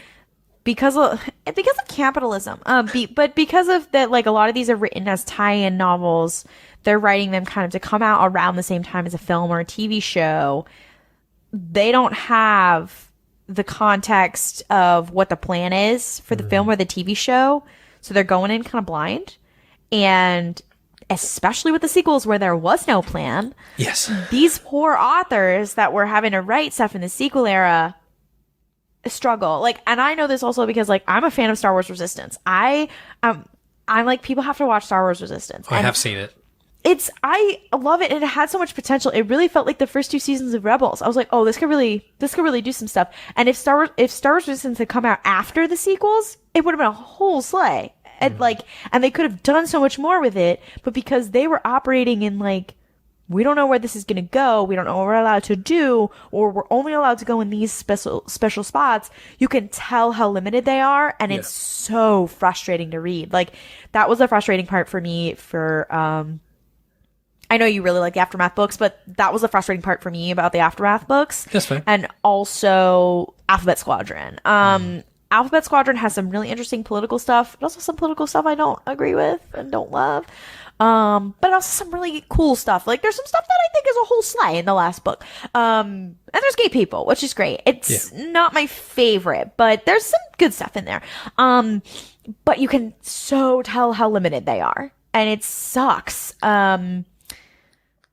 I'm reading Poe Dameron Freefall right now, and that book is literally to like fix the plot hole shit. That's why I didn't read it. That's why I haven't prioritized it. I'm like, there's so many issues with like the comics of Poe Dameron, because I've read all of it apart from the final volume, because it's next.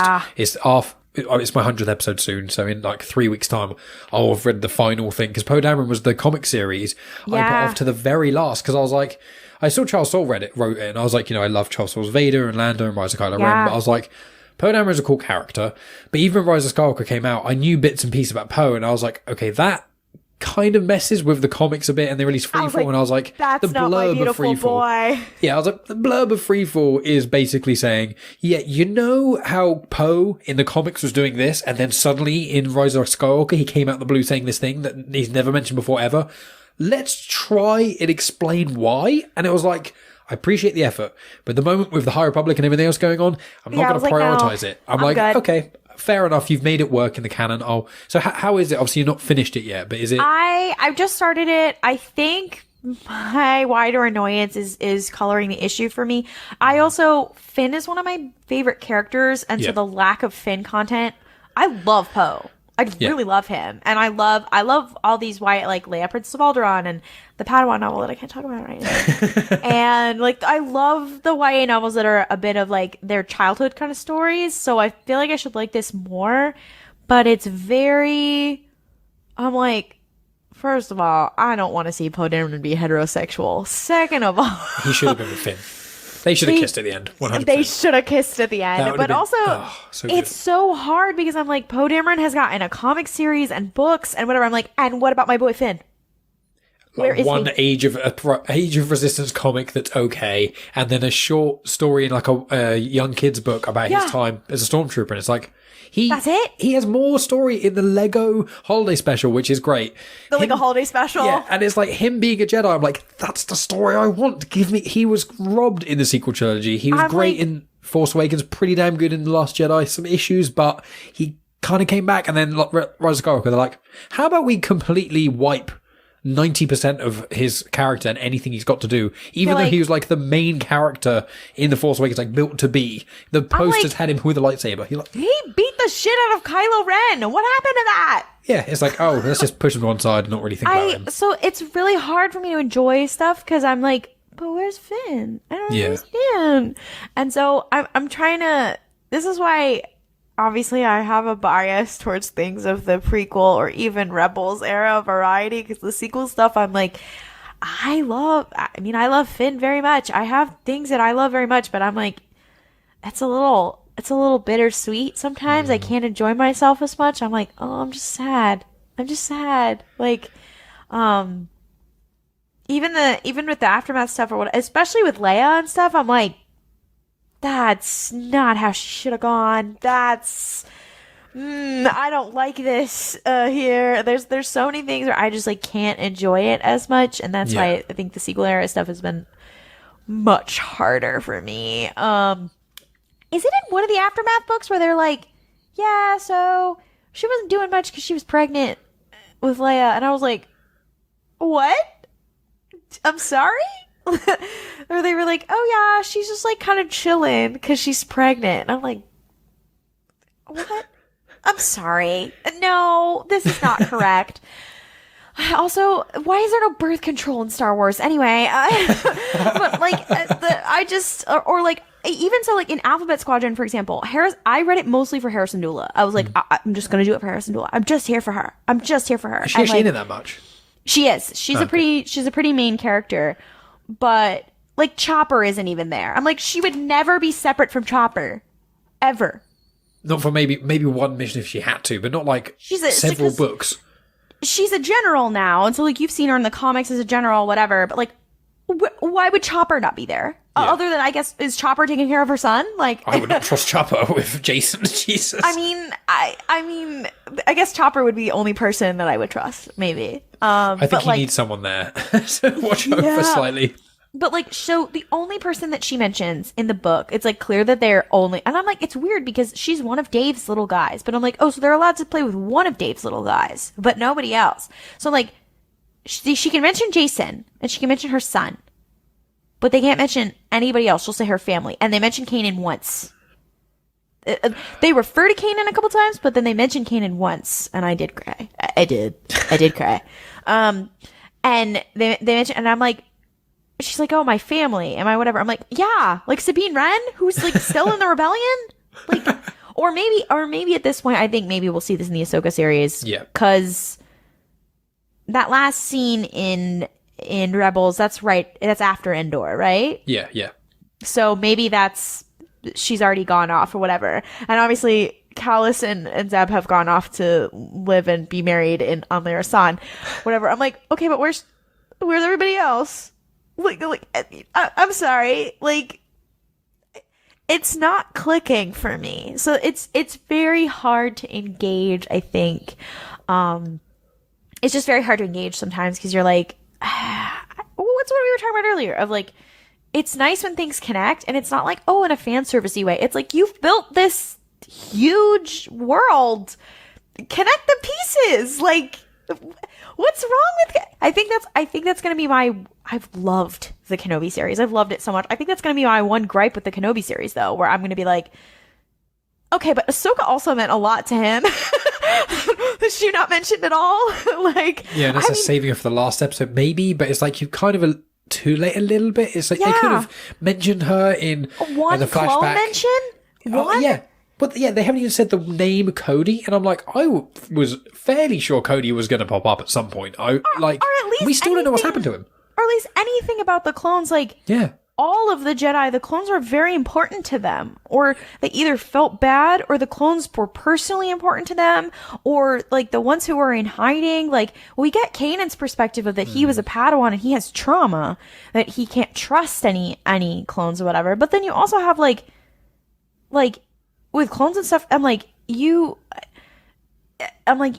that they were very important to him. I'm like, I get that with this series, they're really trying to bring in the prequel people. So they're like, oh, we're not going to focus on anything else. But I'm like, increasingly, the prequel and Clone Wars people are the same people. The Clone Wars is far more mainstream than I think they realize. Yeah. And also, like, they were okay bringing in,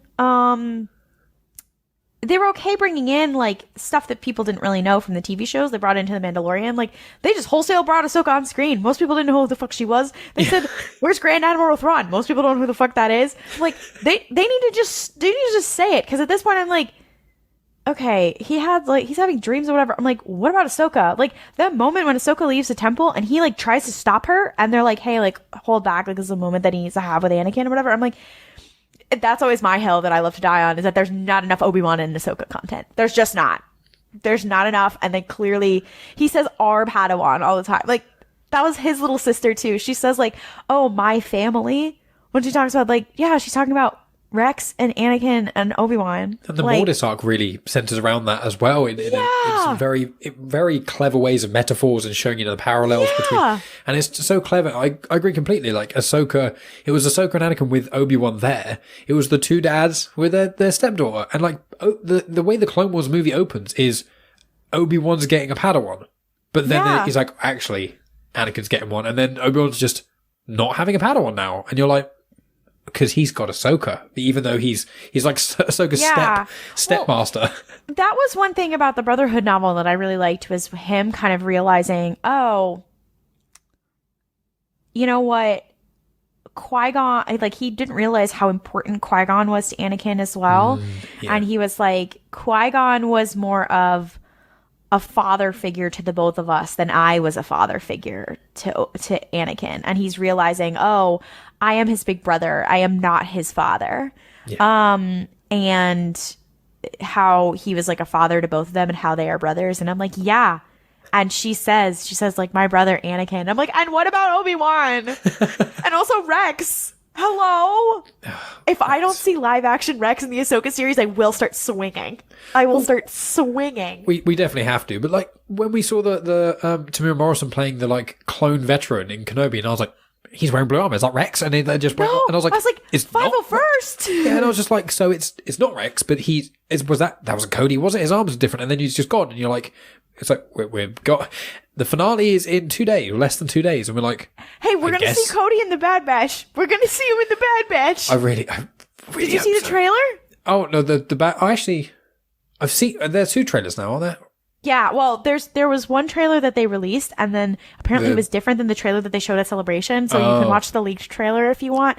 Where, like, I think you see a flash of him in the regular trailer, but then, like, you see Crosshair say Commander Cody and whatever. Apparently, my friend was there. So my my co-host Jess is the one who hosts Cody Watch. If people don't know, Cody Watch is a podcast within a podcast where every time we watch a new piece of Star Wars media, Jess checks in and is like, have we seen Cody? Have we found out where Cody is? And there's a big chance of that in the Bad Batch. It still hadn't happened. Obviously, in the Book of Boba Fett, it didn't happen. In Obi-Wan, it still hasn't happened. We had to do a couple Cody watches. We did Clone Watch in the Book of Boba Fett, like maybe any clone might show up. And we've had a couple successful Cody watches. Cody shows up briefly at the end of Queen's Hope. Oh. He shows up briefly in Brotherhood as well. I think that was also one downside we were saying of like limitations of Brotherhood was like clearly the clones they're very much Dave Filoni's little guys, other than Ahsoka. And when it's not a Dave project, they are like not allowed to be there, or you're not allowed to touch their story. And you're like, God damn it. So yes, Cody is in the trailer for season 2 of The Bad Batch. Nice. And, so my friend Jess was there at the Bad Batch, panel. And I had another friend who had been to a bunch of the panels. I believe it was Charles from Gold Squadron Gaze. And he said that other than Hayden Christensen walking out on stage, in the main stage, Cody appearing in the trailer had the biggest cheers of the entire weekend. Amazing. Literally, he was like, you don't understand. People went crazy. Literally insane. And I was like, yeah, I went insane. Like, people were texting our friend Jess, like, making sure, like, wellness checking them. They were like, are you okay? Did you see Cody in the trailer?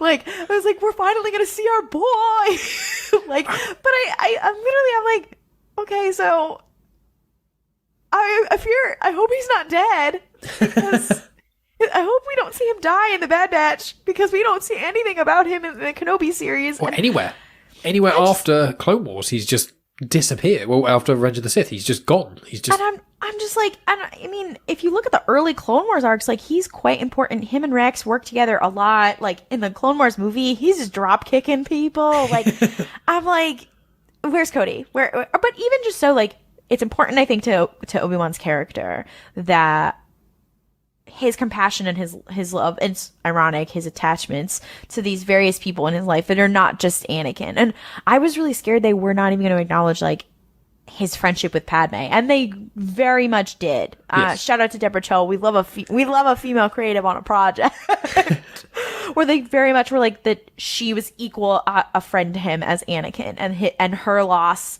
haunts him, and he feels guilt for her loss as much as Anakin's.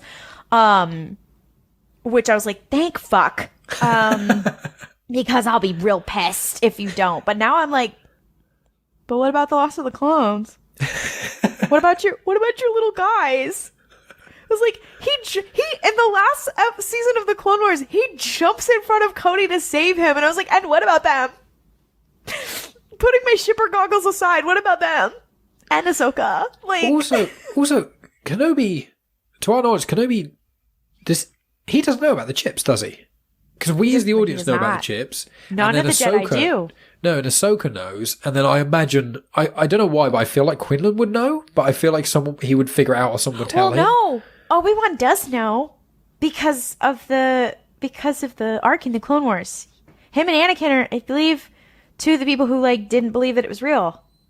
Right? In the Fives arc? Oh, yeah, which is one of my favorite arcs. there's a lot of good arcs, but Fives is my favorite clone. I mean, Rex is my favorite clone. Fives. You get Rex and Rebels, and it's just he gets more. But Fives, in the parameters of Clone Wars, Fives was my guy. Oh God. But tragedy. But yeah, with the whole clone thing, it is bizarre. I think maybe what you say, Kenobi must have known them by proxy, but then surely, like, therefore, I would want to see him being like, Ahsoka really tried with Rex and was trying to stop, she could see the struggle and she got him out of it. She saved Rex, and then Rex is going off saving other people. And it's like, obviously Rex was in Bad Batch anyway. So it's like, is Rex going to meet Cody and they're going to fight? Is Rex going to be able to get the chip out? And if so, surely Cody would then want to go see Kenobi, but no one knows where he is. So most people think he's dead. Yeah. That was the kind of the deal, was that they would make it seem like both Yoda and Obi-Wan were dead. Yeah, and that, exactly. like, pretty much the only people who know is the 3 people who were there, which was Bail Organa and I believe Mon Mothma knows. Yeah, and I suspect Kenobi is going to end with him faking his death, because we literally saw his face on bounty hunter screens everywhere in like the 2nd or 3rd episode, and we're like, everyone in the entire galaxy knows he's about suddenly. And it's like, yeah, you're going to have to. At the beginning of Rebels, he's not like, oh, Kenobi is dead. He's just like, we don't know for sure that he's dead, meaning he could be alive. Like, we don't know for sure that he's dead. Like, we have no confirmation that he is dead. So let's just assume he is alive and get his ass. So I guess you could go that way. I don't really know, but I don't know. I feel like that's probably going to be my only disappointment, is like, I would really, it's not like, oh, I want there to be Easter eggs or whatever. It's mostly just that I'm like, no, like, character wise, that's what makes sense. Yes. Not to be like, I'm a Star Wars fan who complains and all their glup shittos aren't in something, but I'm like, okay, but what character wise, let's think about what makes sense. He has thought about literally everybody else. Yeah. And they got to where else that led you in the show, so I'm like, why wasn't there just a flashback with Cody or something, and him thinking about being betrayed by Cody, and that element of worrying about the clones? And it's kind of, as you're linking into what you said earlier with the problems of Star Wars, and you're feeling it with Poe Dameron Freefall a little bit, and some of the sequel trilogy era content. It's like it's either everything that's being made is so hush-hush, they're not allowed to touch anything. Yeah. And you feel occasionally, and with Brotherhood I got it a little bit, not a lot, probably only a couple of moments, where it feels like a false start, almost feels like a car's going in a direction and then it stops, and you're like, oh, and then it's like reverse, and they go in that direction. You're like, but you're like, it's like mowing a lawn. Here's a mouse tool we'll use for later, and you're like, okay, well, that doesn't make any sense then. Yeah, I vision it like a giant lawn being mowed, and someone going forward and then reversing and then going another way, and you look at it and you go, there's bits here that you've just not gone over there, and you kind of feel it's a bit jarring.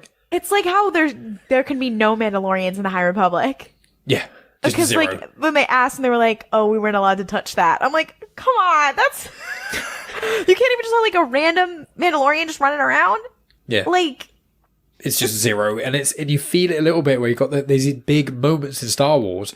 And it's like, with Thrawn at the moment, because they're going to do a big Thrawn reveal at some point, is it going to be in Ahsoka? Is it going to be in the rest of the Echoes? The Mandoverse is going to be like a soft reboot, soft remake of Heir to the Empire trilogy that obviously none of us have read, ashamedly. But I know things about it, and I'm like, so I hope it's not.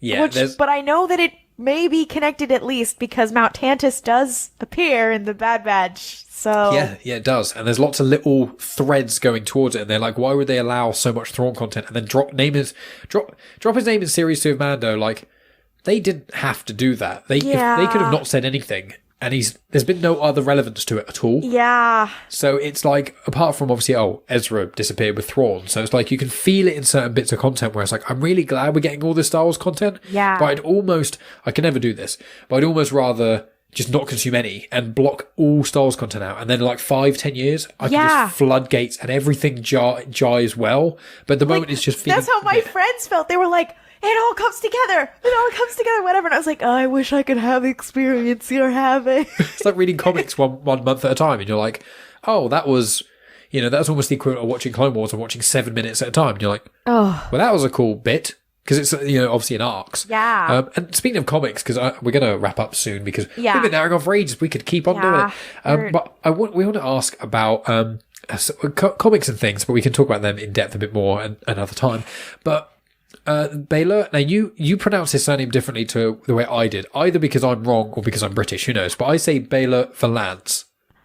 Okay, here's the thing, is that I don't think anybody knows how to pronounce his name. Comic characters are just like... I know that it's kind of a running joke online that nobody knows. Like, his first name, I don't know how to pronounce his first name. I guess. Nobody I apologize on most of my podcasts. I said Bylert, and people were like, no, that's wrong. And then I was like, is it Baylor? And they're like, I don't really know. But I say Valance, because I'm a part of Valance Nation. So shout out to Hayden. Hayden is a TikToker who is a part of our group, who on Twitter is MCUYTD, who's also a Taika Waititi fan. I love Taika Waititi. Who is the purveyor of Valance Nation, which is basically, Valance is very much a glup shitto. He's very much He is very much a clip shadow, but he's been around in Star Wars comics for a long time. He's been in Legends. He's been in all this kind of He's like stuff. the original 70s run. He was like one of the earliest characters in Star Wars comics before even Empire came out and anything. Yeah, he's one of the guys. And so as she has been getting more of us to read the comics, more and more people have been getting into Valance Nation, even people who have not read all the comics. And so yeah, Valance Nation is, and you know me, I don't really love stories that don't really involve any magic or anything like that. So like a bounty hunter story, it's like pushing it for me. But then we got into bounty hunters and I was like, oh, like, okay, like he's just like some guy and he's very depressed and he's like Han Solo, but sadder, and whatever. And then later on I was like, oh, I kind of like this funky little guy. he's so pathetic. He's so down his luck. Every comic you go, God, it's like Ethan Sachs. You must hate Valance because you just ruined his life. Every trip of backstory you get, you go, God, it's even worse. Every time I read more about him, I'm like, oh, my heart. Yeah, well, and also shout out to Han Valance Nation because I get it now. I get it. Why in War of the Bounty Hunters was he's like, yeah, my life is going to shit, but I have to save Han Solo, who I knew for like 3 seconds in the Imperial Academy, and I was like, that's a little gay. It was a bit of a stretch, and I was like, is there more to this? It does feel that way. It does. But it's funny what you say about bounty hunters because much like kind of with the Leia Princess of Alderaan book, which I was very happy I read, with bounty hunters when they're a comic series, before I was obsessively getting everything, I was like, bounty hunters, I was like, same with Target Vader. I was like, I don't need a story. Bounty hunters getting Vader in a comic form. I'm not fussed really. And then when I was like, I'm going to read every comic, I was like, fine, I'll read Han Solo, Imperial Cadet, and Target Vader. And I was like, oh, Imperial Cadet, okay, Valance, a fair, interesting character. Then Target Vader, and I was like, oh, it's basically his story, but they've called it Target Vader to sell, which I understand. And then it's like, oh, here's a series about him. And even though it's called Bounty Hunters, it's basically about Valance until recently where they've gone, oh, no, he's now in the Vader comics. It's a mild spoiler. But with the War of the Bounty Hunters, I was like, okay, Boba Fett stuff I'm vaguely interested in. It's kind of cool. Yeah. And I like crossover stuff. You know, that's how I started with Dr. Aphra. That's the first Star Wars comic I ever read. And then it did the Screaming Citadel. And I was like, fine, I'll get to this main run of Star Wars. And then that connects with Vader and blah, blah, blah. So I got into comics of Star Wars through their crossovers, which is obviously how they sell comics. It's a marketing tactic that comic runs, especially Marvel, have been doing for a very long time. And so they got me.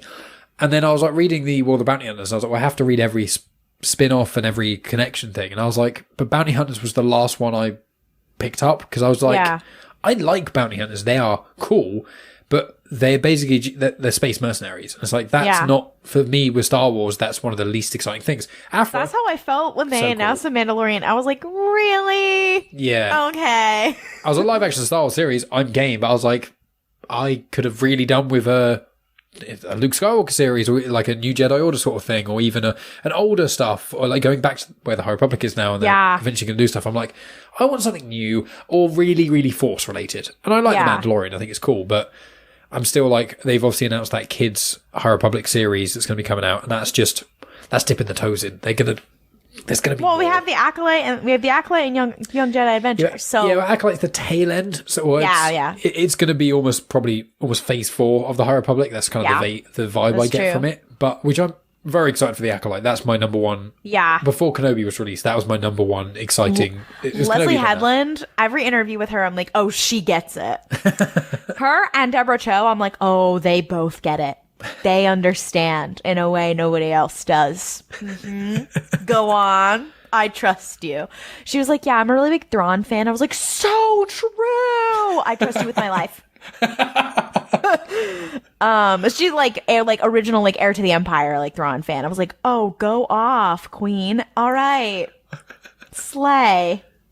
So anyways, you were talking about bounty hunters. Yeah, well, I was going to say with Aphra, like what I like about Aphra is, artifacts and crazy banana shit. Yeah. I like off-the-wall mental stuff that I'm not going to expect, or Force stuff, philosophy, that sort of stuff. One of the reasons I love High Republic so much because it's like a mix, and I like a good baddie. And with one of the things about Bounty Hunters I loved about Valance is that I almost like secondary masochism. I just love watching people suffer. Like he keeps getting kicked when he's down, and I'm loving it. It's like it hurts so good.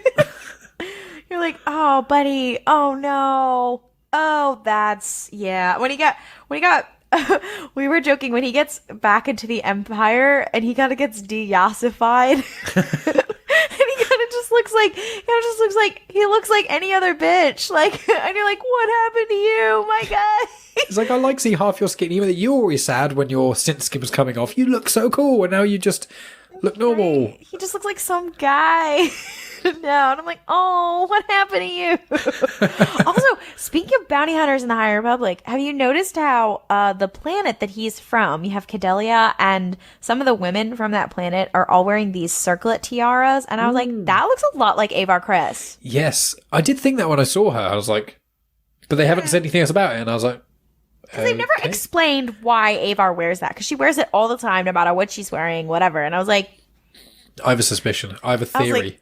Avar Kriss, Valance Nation, discuss. My theory. Like, oh, sorry. Go ahead. I was going to interrupt.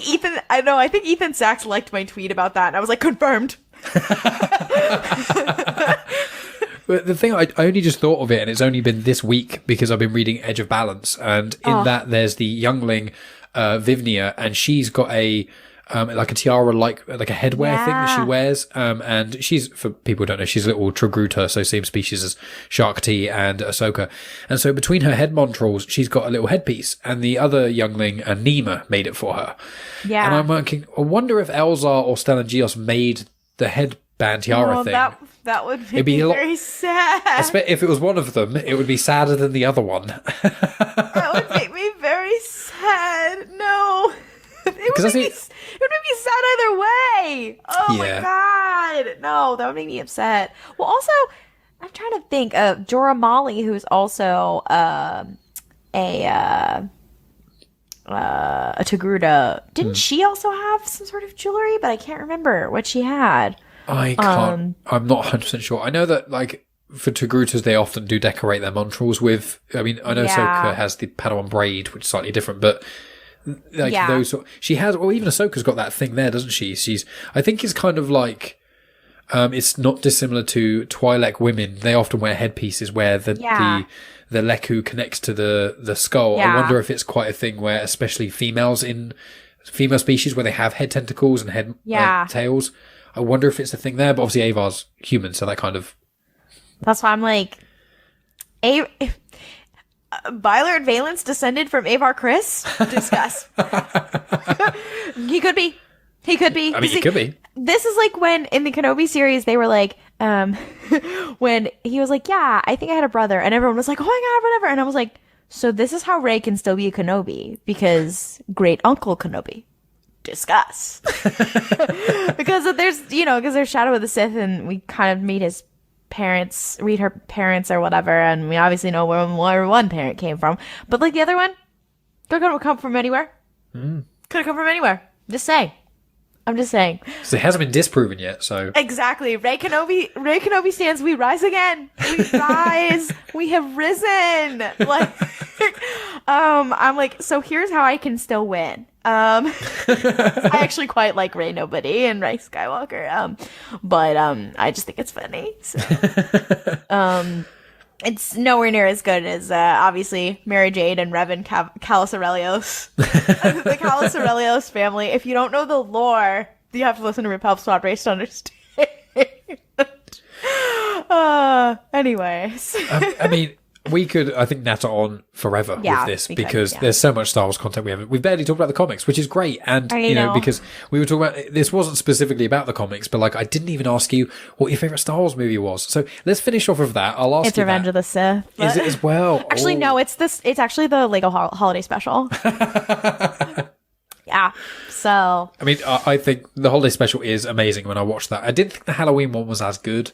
It's funny. It's fun, but I know Lego is its own weird little canon, but I was like, the way they retold the Kylo Ren thing, this is me being a bit of a Kylo Ren simp, which I love Kylo Ren. He's like my favorite part of the sequel trilogy. But I was like, when they did the whole thing, I was like, it kind of takes away from the Rise of Kylo Ren comics a little bit because it doesn't take away because it's its own universe. And I know it's a different way of telling certain stories. It's a parody. But I was like, a lot of people are going to think that's actually what happened, and that's going to make them dislike Kylo Ren more for thinking he's whiny. And I'm like, he's got such a cool backstory, and I love him, and I want him to do justice. But that's me. That's my own. That's me projecting rather than it actually not being a great show, but a great episode. But I hope it gets people to read the Terrifying Tales comics because those are really fun. Oh yeah.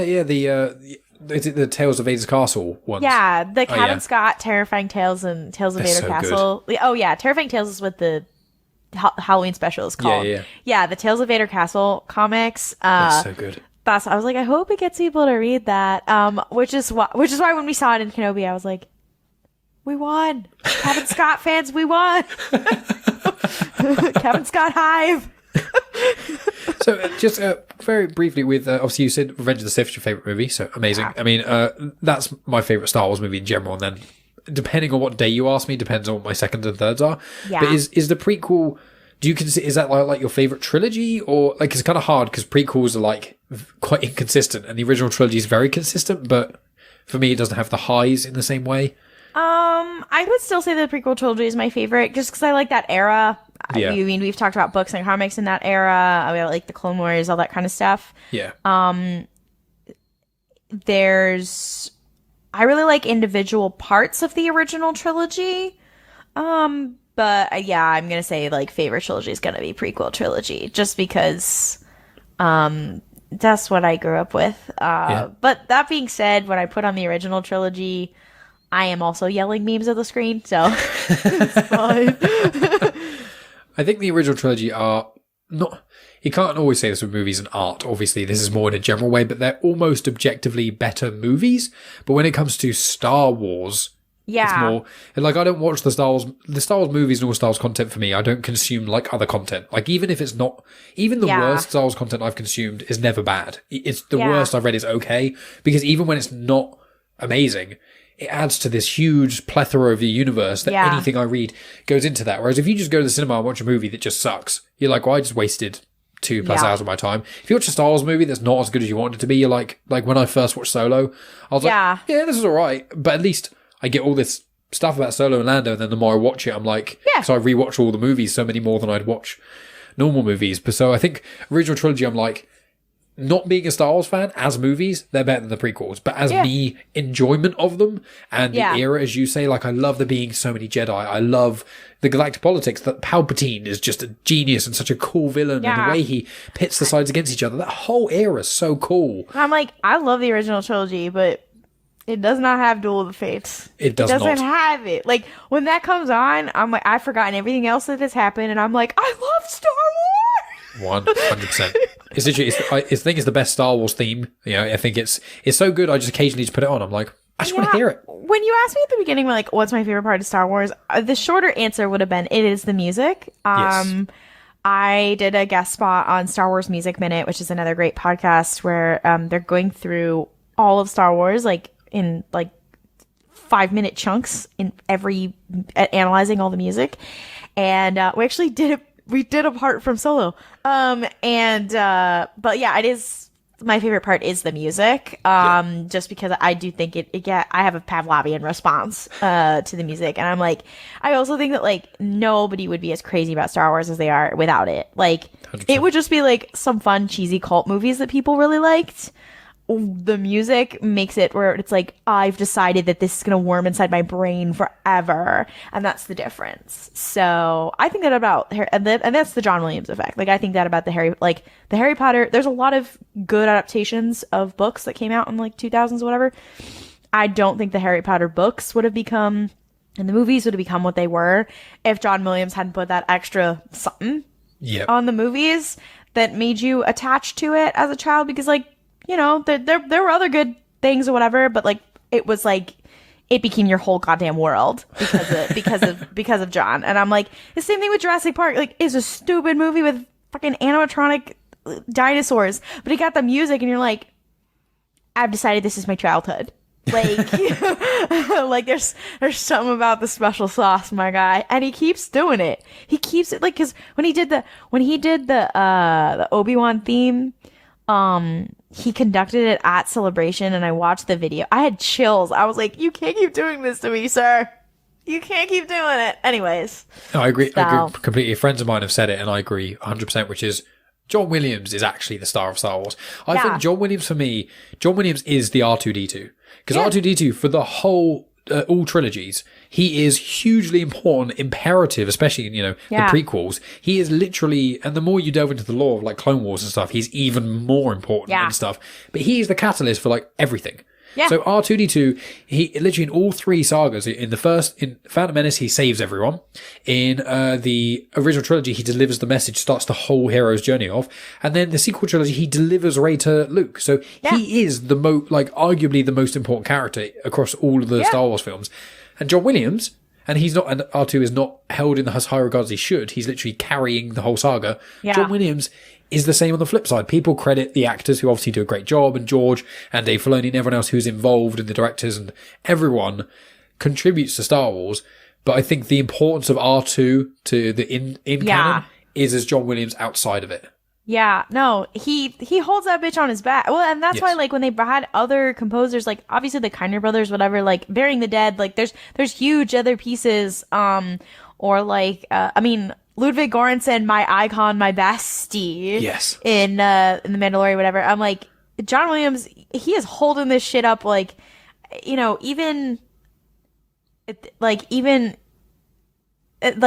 there's parts in, like, where people will be like, oh, I don't really love Attack of the Clones, or I didn't believe Anakin and Padme loved each other, but then he played Across the Stars, and I'm like, I believed.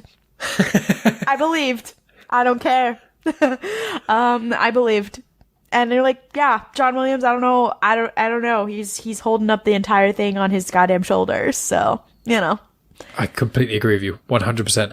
I mean, it has been delightful talking with you, Claudia. I mean, please tell. It's just been so much fun just talking Star Wars. It was someone who's so passionate, just like I am. It's delightful. So thank you so much for making your time for me, and to my lovely audience, who I'm sure appreciate it greatly. And please, any for sort of final statements, anything you don't get to say, anything like that, and also how people can find you, and we will wrap this up. Yes. So you can find me on social media. I'm at Klaudia Says, Kaludia Says. I am mostly on Twitter and TikTok. I also have Instagram. I use TikTok a lot, on Star Wars TikTok, and also on Twitter a lot. And you can also, for Star Wars stuff, you can follow RuPalp's Podrace. We are on TikTok.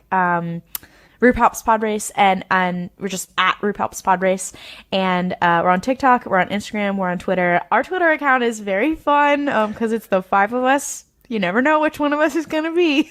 It's very fun, and yes, and I also have my other podcast, the Mystery Spotcast, which you do not need to know anything about supernatural to listen to. Frankly, it's probably more enjoyable if you don't know anything about it. It's just if you have the willingness to listen to people tell you about the most batshit part of American popular culture. It's kind of like Riverdale, where someone could tell you something that has happened in that show, and you're like, it's crazy. I don't know if that's true or fake, but it sounds about bonkers enough that it probably happened. It's like that. So yeah, you can follow Mystery Spotcast. We're on TikTok, we're on Instagram, we're on Twitter. We're big Twitter people. And yeah, I think that's mostly it. We have some fun things planned for the Kenobi series, where obviously we're gonna do we're going to cover the finale, but then usually for the show, we'll do like a whole show, like wrap up episode, like the week after. We're going to cover, we sometimes we do little fun episodes like between shows and that kind of thing, but we're also probably going to cover some of the books, probably like Padawan and, Padawan, you haven't mentioned that yet. We'll have to edit a little bit of that out. Yeah. We're still kind of figuring out what we're going to do there. But yeah, as a gay Star Wars podcast, we're like, do you have anything special for Pride Month? And I'm like, yeah, we were covering Obi-Wan Kenobi. Happy Pride Month to me. Happy Pride Month, Obi-Wan Kenobi. Literally. It literally has been. But yeah, that's it. That's it for me. Thank you so much for having me. It was really fun. It's not a problem at all. I'll include all the links in the description to everything you mentioned, and, you know, all the social media links and whatnot. And I will just say to my listeners, I'll have probably said it in the intro and the outro as well, but check out RuPalp's Podrace. It's so much fun. Just hearing all of you guys, chatting about Star Wars and just the fun little memes you've got within the show. And it's like the further you go back, you kind of find out where your own memes came from. Like You gotta learn about he. Yeah, and it's just everything. And I mean, Comac Vitus, that's the one. Yeah. That's the he. He is the one. If the polycule episode is quite possibly the most insane. That's quite possibly the most insane thing we've ever done. So I'll make sure I make a note of that as well, so people can just jump straight in. But just thank you so much once again, and I appreciate your time and your podcasts, and just thank you for being a non-toxic Star Wars fan. It's great. The bar is on the ground, but thank you so much. It is. All right, thank you so much.